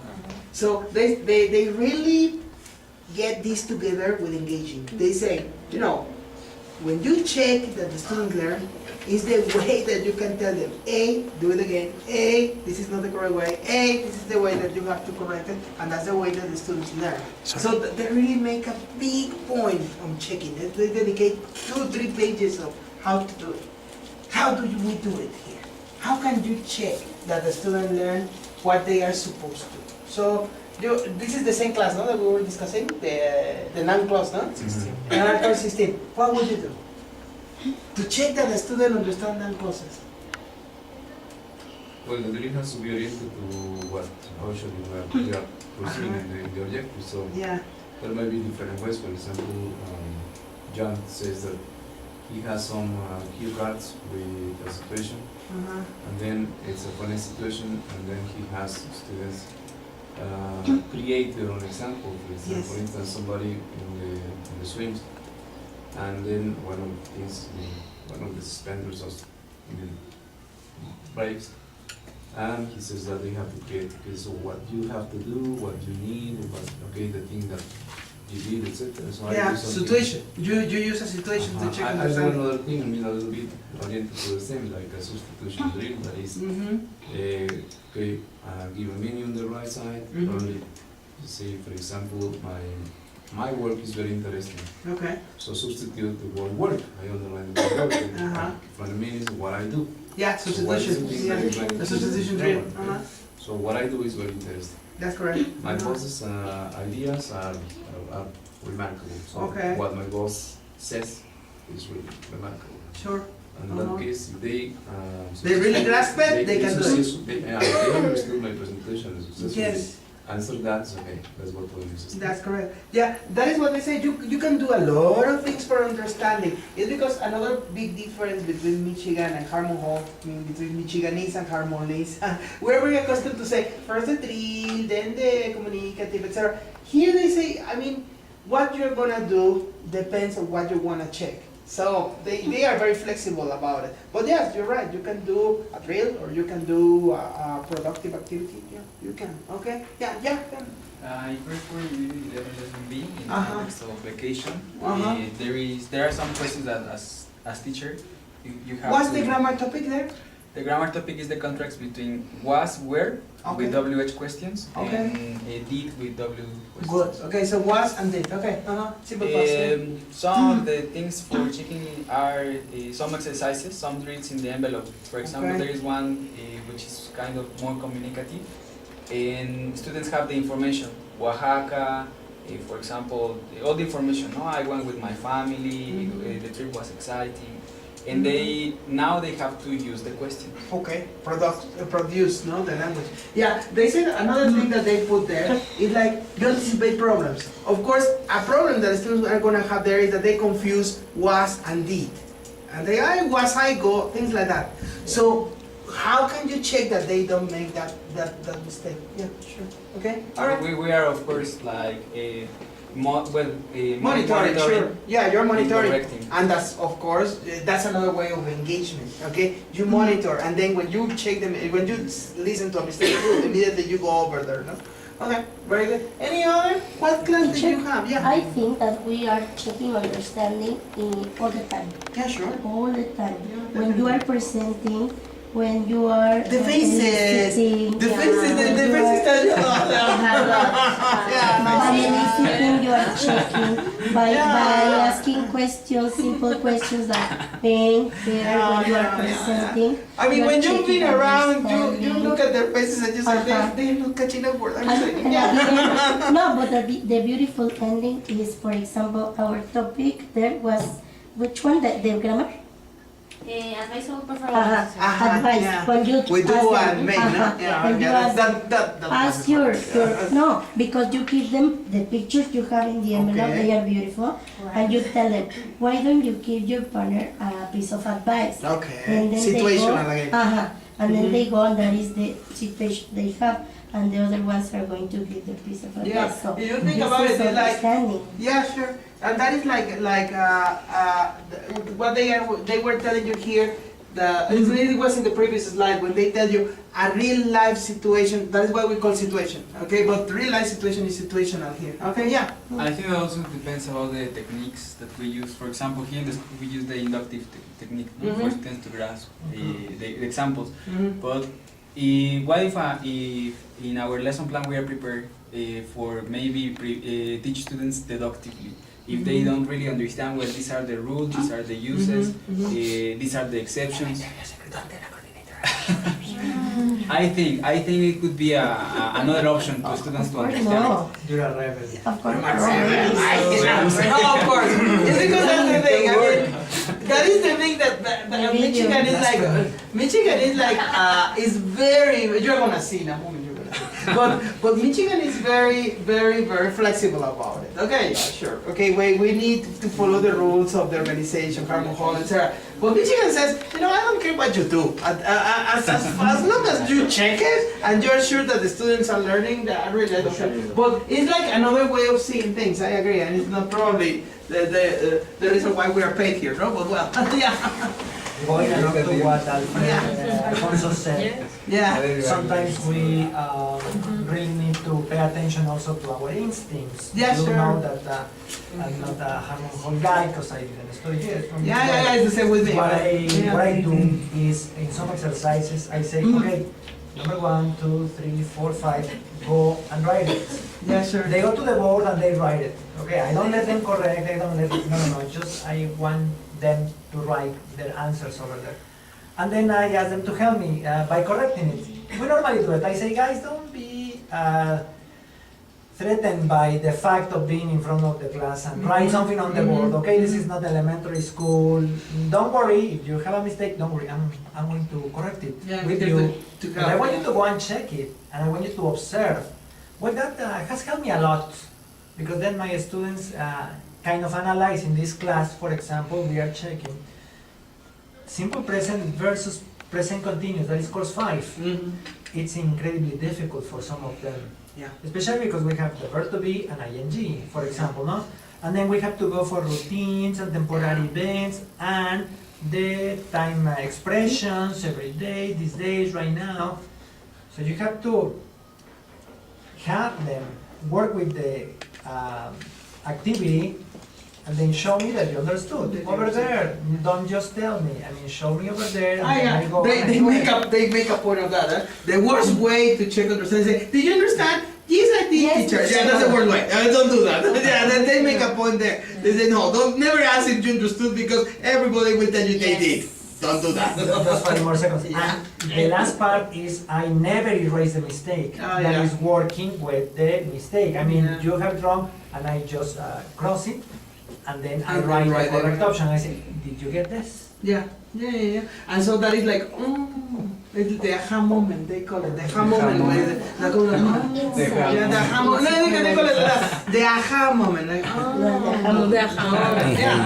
yeah, that is the interesting thing of that is what I wanted here. Like, when you check something that, when we see lesson planning, I mean, I know that everybody knows the rules by heart.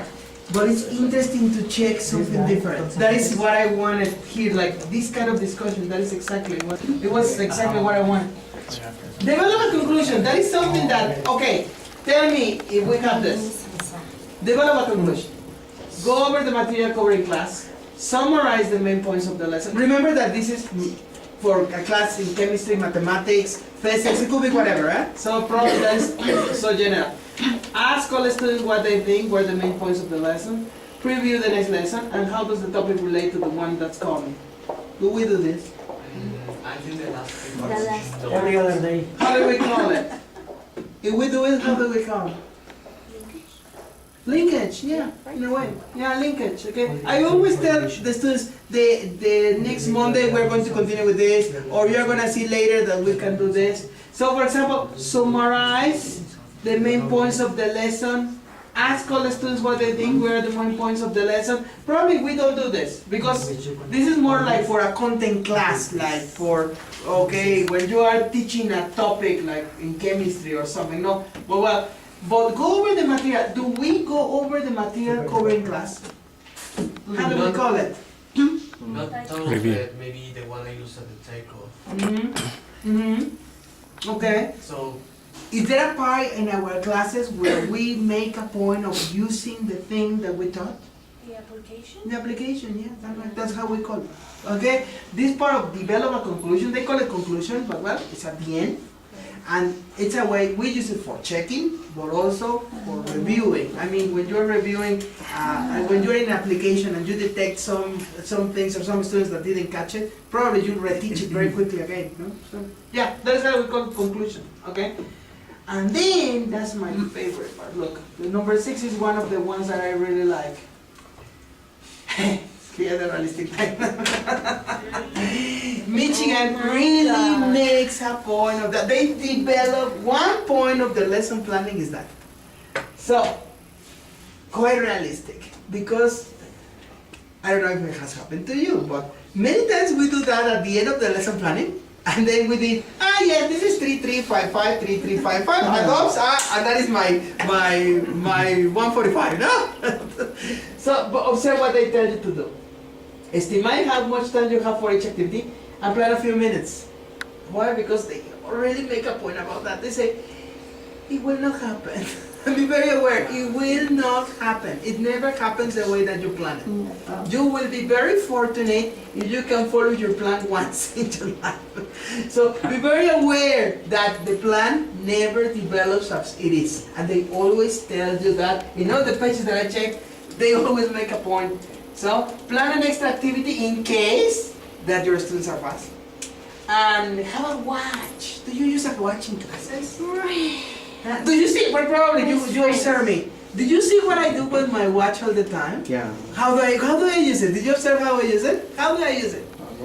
I mean, you are planning every activity. Yeah, because I know, as you said in one of the things in the previous class, we need to ramble. And then they always tell me, oh, it's because too much teaching. So I always make a point of how much time. That's why I don't want a big fancy watch. I want something that I can read quickly. so I can lose it in case that I have to lose it. But it's like always timing it. No, it's 3 minutes, 5 minutes, 3 minutes, 5 minutes, 3 minutes, 5 minutes. I know that it's not gonna be 5 minutes, but at least I have something here. They make a point. You need to have your watch and time it, stop it. They make a point about it. They even have a complete page that they tell you how to use your watch. Learn how to stop it, learn how to start it, and they do this, and I do this, okay? You walk around when you're monitoring, and you check the watch. When you arrive to the same point, you look at your watch. And then, they still can go on, ooh, and you go around again. And that is like a systematic way of monitoring, okay? You know that you are dedicating the same time to everybody, and you know how much time you have been monitoring, how much time the activity has been going on. Be flexible, be ready to adjust your lesson, because it's never going to be the way that you plan. So be ready to adjust your lesson to your student needs. Well, sometimes the people that have taken class with me, I'm not obsessed with time. Sometimes, because of that. Okay? Sometimes. Yeah, sometimes. Sometimes. Well, the ones that have taken TOEFL with me, you remember my watch. This is probably one that I really want to make a point, because it's number 7, and everybody told me, we don't have that. No, we don't.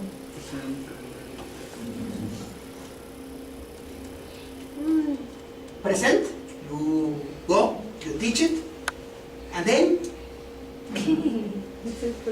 reflect on your lesson plan. Yeah.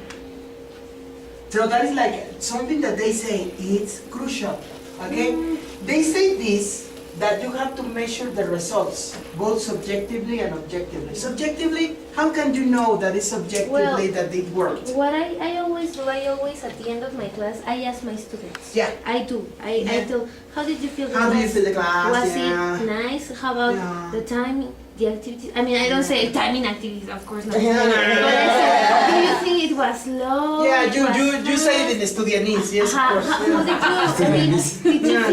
feel you get it? Or, and they, I ask for feedback. I mean, Yeah, sure. I'm not asking like for, no, teacher, I didn't. Yeah. Not the feedback Yeah. that a teacher would give me. Yeah. But I would really go for, I mean, how did you feel it? Yeah. And that also makes me think about, I mean, my own performance. Yeah, sure. Am I doing it okay? Or apart from the application that is the grammar, Yeah.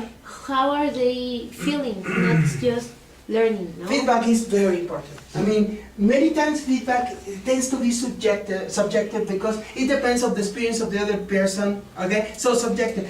They make a big point about this objectively. And I got very excited about this because people who have taken class with me, you know that I am obsessed with numbers, you know. I mean, that is the way that teacher Frank is. So for example, something that probably, well, people that have taken class with me, you know, this is like when I have like a TOEFL class, I really love the statistics of the class, no? When I see something like this, like, oh, it worked, no? So my students started, some of them with 400, some of them 500, and then I have my 600 here. If I can move, this is what I started with, and this is what I ended with. Statistically, numerically, objectively, it worked. You do that? Yes. Yes. Yes. Yes. Yes. Ay, ay, ay. They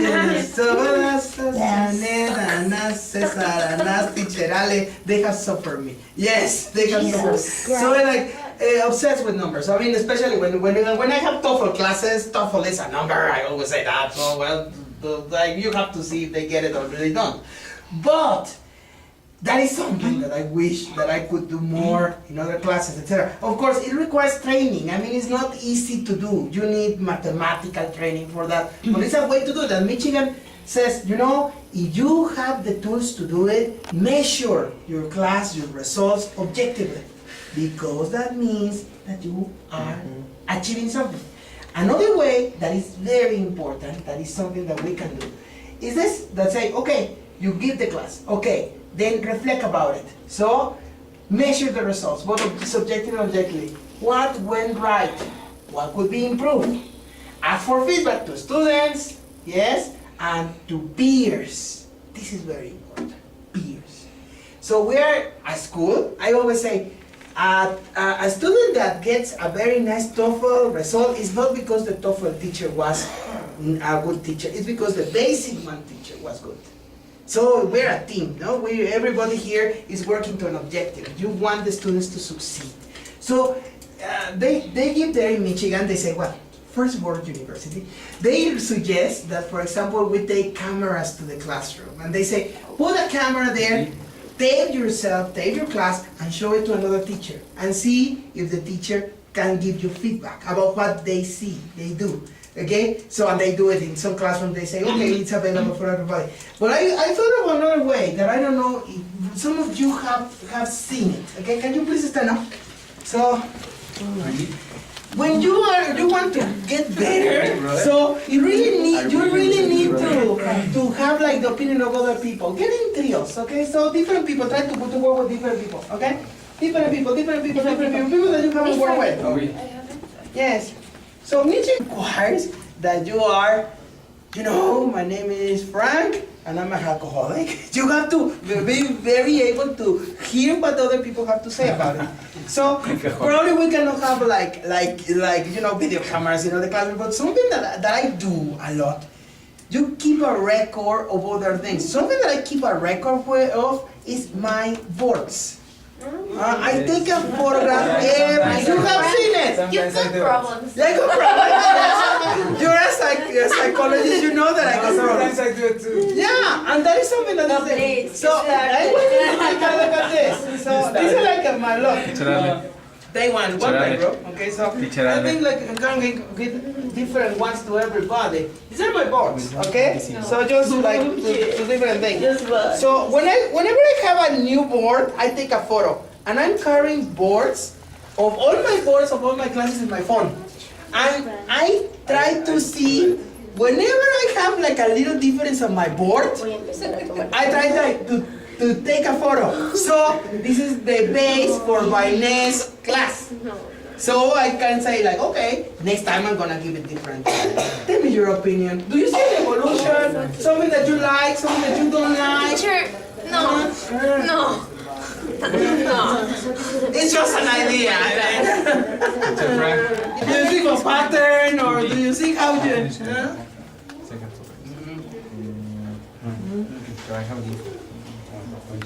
Same plastic.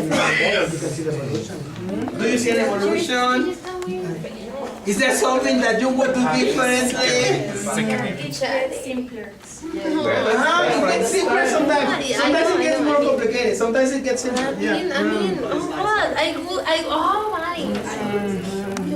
I have seen Frank taking photos. Yeah. Even Cesar Francisco know that they cannot erase your word. Yeah, until I take the photo, yeah. Destroy me! Destroy me! Come on, Frank, you are crazy. Not crazy, yes. No. But that is the idea. That is, for example, my example of how I reflect on my class. Yeah. So, I don't know if I have to you don't tell a coordinator. Would you really make a lesson plan maybe? No. For every class. But the thing is that something that I do change is the board. So that is something that I can see. My class is evolving, my class is getting better, I hope, okay? So, what would you change? What do you do differently? What do you like, what you don't like? Yeah, stimulus. Well, I could see a clear evolution. A revolution, oh God, that's good. Technically, for instance, I was thinking about even the contrast of the markers, no? Yeah. That says something. Yeah. That yeah. color code. That Color code, says yeah. something. Yeah. Oh, you noticed it. Oh, that's nice. Oh, That means something. That is it's not noticeable. accidental. Accidental, yeah. No. You do it on purpose, right? Yeah. Blackboard distribution, I mean, objective, very segmented. If you see a board 4 or 5 years ago, it doesn't have objectives. The newest is the one that starts having the objectives. Objective. Okay. So it's clear. Okay, that's good. That means that it's obvious for another teacher. That's nice. So, that's nice. Any other thing that you would change? Something that you say, nah, teacher, you're doing it wrong. It would be better if you did this. This one. It's just the chart with this one, course 13. Yeah. Yeah. Yeah, it's because when I take the photo, I never remember what it is. So that's a way just to. But it's not during It's not during the class. The last thing that I do when I take a photo, okay, bye, see you tomorrow. I say, what is this? Yes, this is course 13, unit 3, lesson 9. So I remember what it is, take the photo, and then later, when I am at home, I put it in the correct folder in my computer. It's just for me to remember quickly what it is about, because sometimes I give so many classes that I don't remember what it is. So it's like your personal collection. Yeah.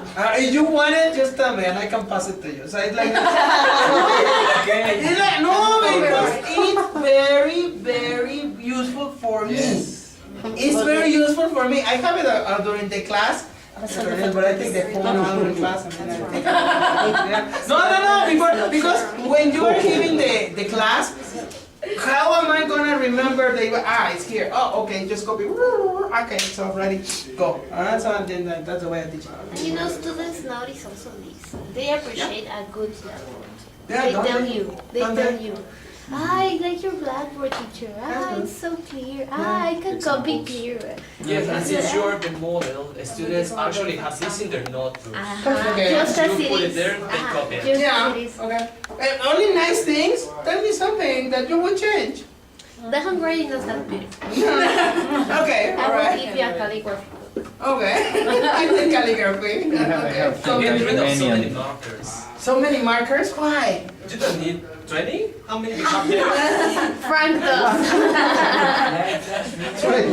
Yeah, well, probably. Yeah, it's because I always need the 4 colors. That's why I'd rather have many and not a few. Okay, yeah. It's a question, it goes along with this, but don't you feel sometimes that the board is a little bit too small? Yeah.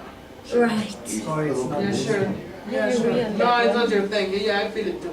Yeah, I feel it too. But well, again, it's like with time. I wish I could have a bigger board. I don't. What are you gonna? Yeah, or what are you gonna do about it? I mean, yeah. It's something that you cannot change. Probably you can tell Kimberly and they will tell you, yeah, one day we will have it. So if she doesn't do it for me, I don't know. She does it for you. Okay, that is something that you cannot change. And there is, Michigan is very clear about There's it. acceptance. Be aware of what you can change and what you cannot. Okay, times they go like time. Time you cannot change it, so be aware. Somebody else? Because we are like pressure in time, so Okay. that's it. Okay. One recommendation, something that I really would like to leave you with, that this idea. Get new ideas from your peers. I know that observing another person's class could be very intimidating, and we don't have a lot of time. Recording classes, and you need the time to watch it. Okay, that is fast, really. You just take the photo, boop, okay, and then, if possible, share it and get the feedback from other people. It could be nice.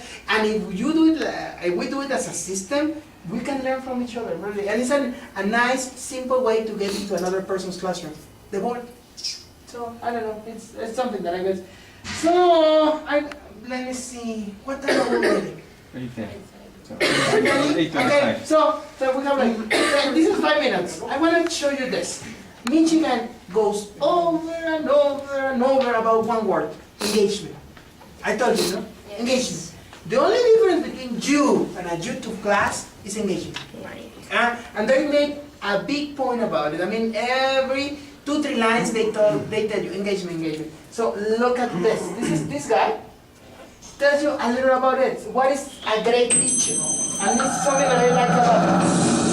Actually, this thing, TED Talk. Yes, TED. You know TED, no? Yes. So the link for this was in the web page. Yeah.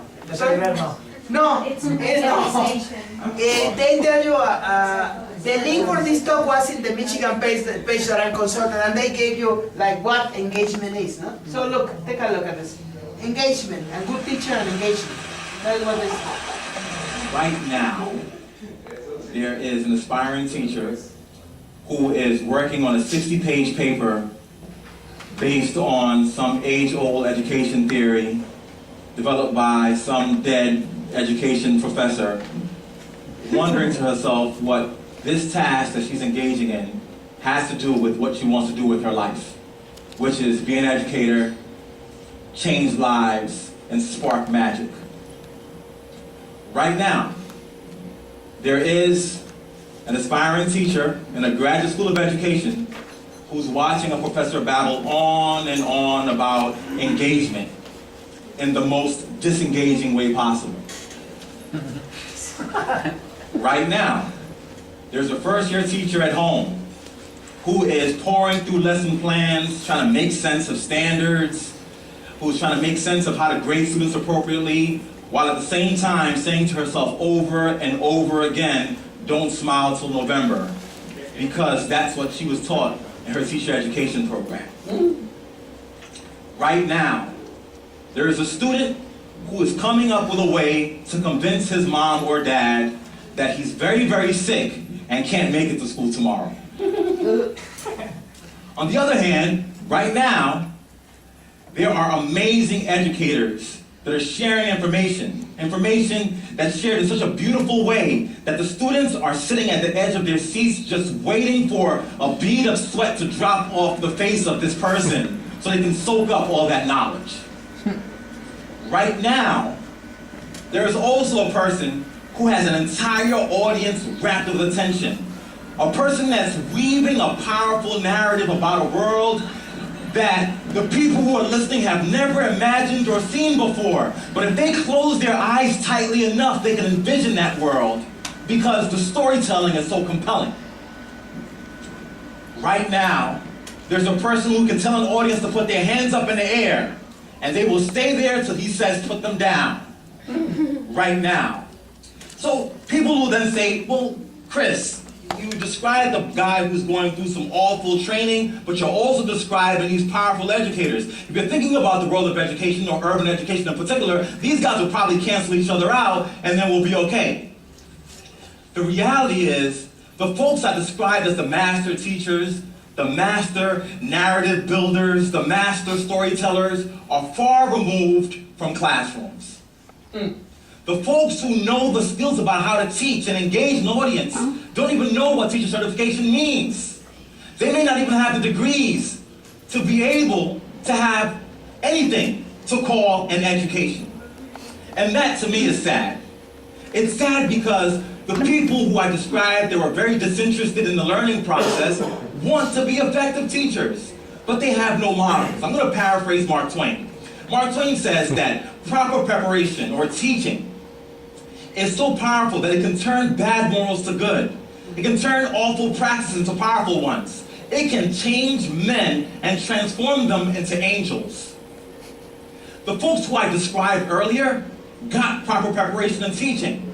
Not in any college or university, but by virtue of just being in the same spaces of those who engage. Guess where those places are?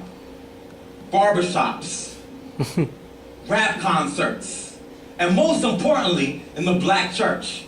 And I've been framing this idea called Pentecostal pedagogy. Who here has been to a black church? You got a couple of hands. To go to a black church, that preacher starts off and he realizes that he has to engage the audience. So he starts off with this sort of wordplay in the beginning oftentimes. And then he takes a pause and he says, oh my gosh, they're not quite paying attention. So he says, can I get an amen? So can I get an amen? And all of a sudden everybody's reawoken. That preacher bangs on the pulpit for attention. He drops his voice at a very, very low volume when he wants people to key into him. And those things are the skills that we need for the most engaging teachers. So why does teacher education only give you theory and tell you about standards and tell you about all these things that have nothing to do with the basic skills, that magic that you need to engage an audience, to engage a student? So I make the argument that we reframe teacher education. That we could focus on content, and that's fine. And we can focus on theories, and that's fine. But content and theories with the absence of the magic of teaching and learning means nothing. Now, people oftentimes say, well, magic is just magic. You know, there are teachers who, despite all their challenges, who had those skills, get into those schools and they're able to engage an audience. And the administrator walks by and says, wow, he's so good. I wish all my teachers could be that good. And when they try to describe what that is, they just say he has that magic. But I'm here to tell you that magic can be taught. Magic can be taught. Magic can be taught. Now, how do you teach it? You teach it by allowing people to go into those spaces where the magic is happening. If you want to be an aspiring teacher in urban education, you got to leave the confines of that university and go into the hood. You got to go in there and hang out at the barbershop. You got to attend that black church, and you got to view those folks that have the power to engage and just take notes on what they do. In our teacher education class in my university, I started a project where every single student that comes in there sits and watches rap concerts. They watch the way that the rappers move and talk with their hands. They study the way that he walks proudly across that stage. They listen to his metaphors and analogies, and they start learning these little things that if they practice enough, becomes the key to magic. They learn that if you just stare at a student and raise your eyebrow about 1/4 of an inch, you don't have to say a word because they know that that means that you want more. And if we can transform teacher education to focus on teaching teachers how to create that magic, then we can make dead classes come alive. We can reignite imaginations, and we can change education. Thank you.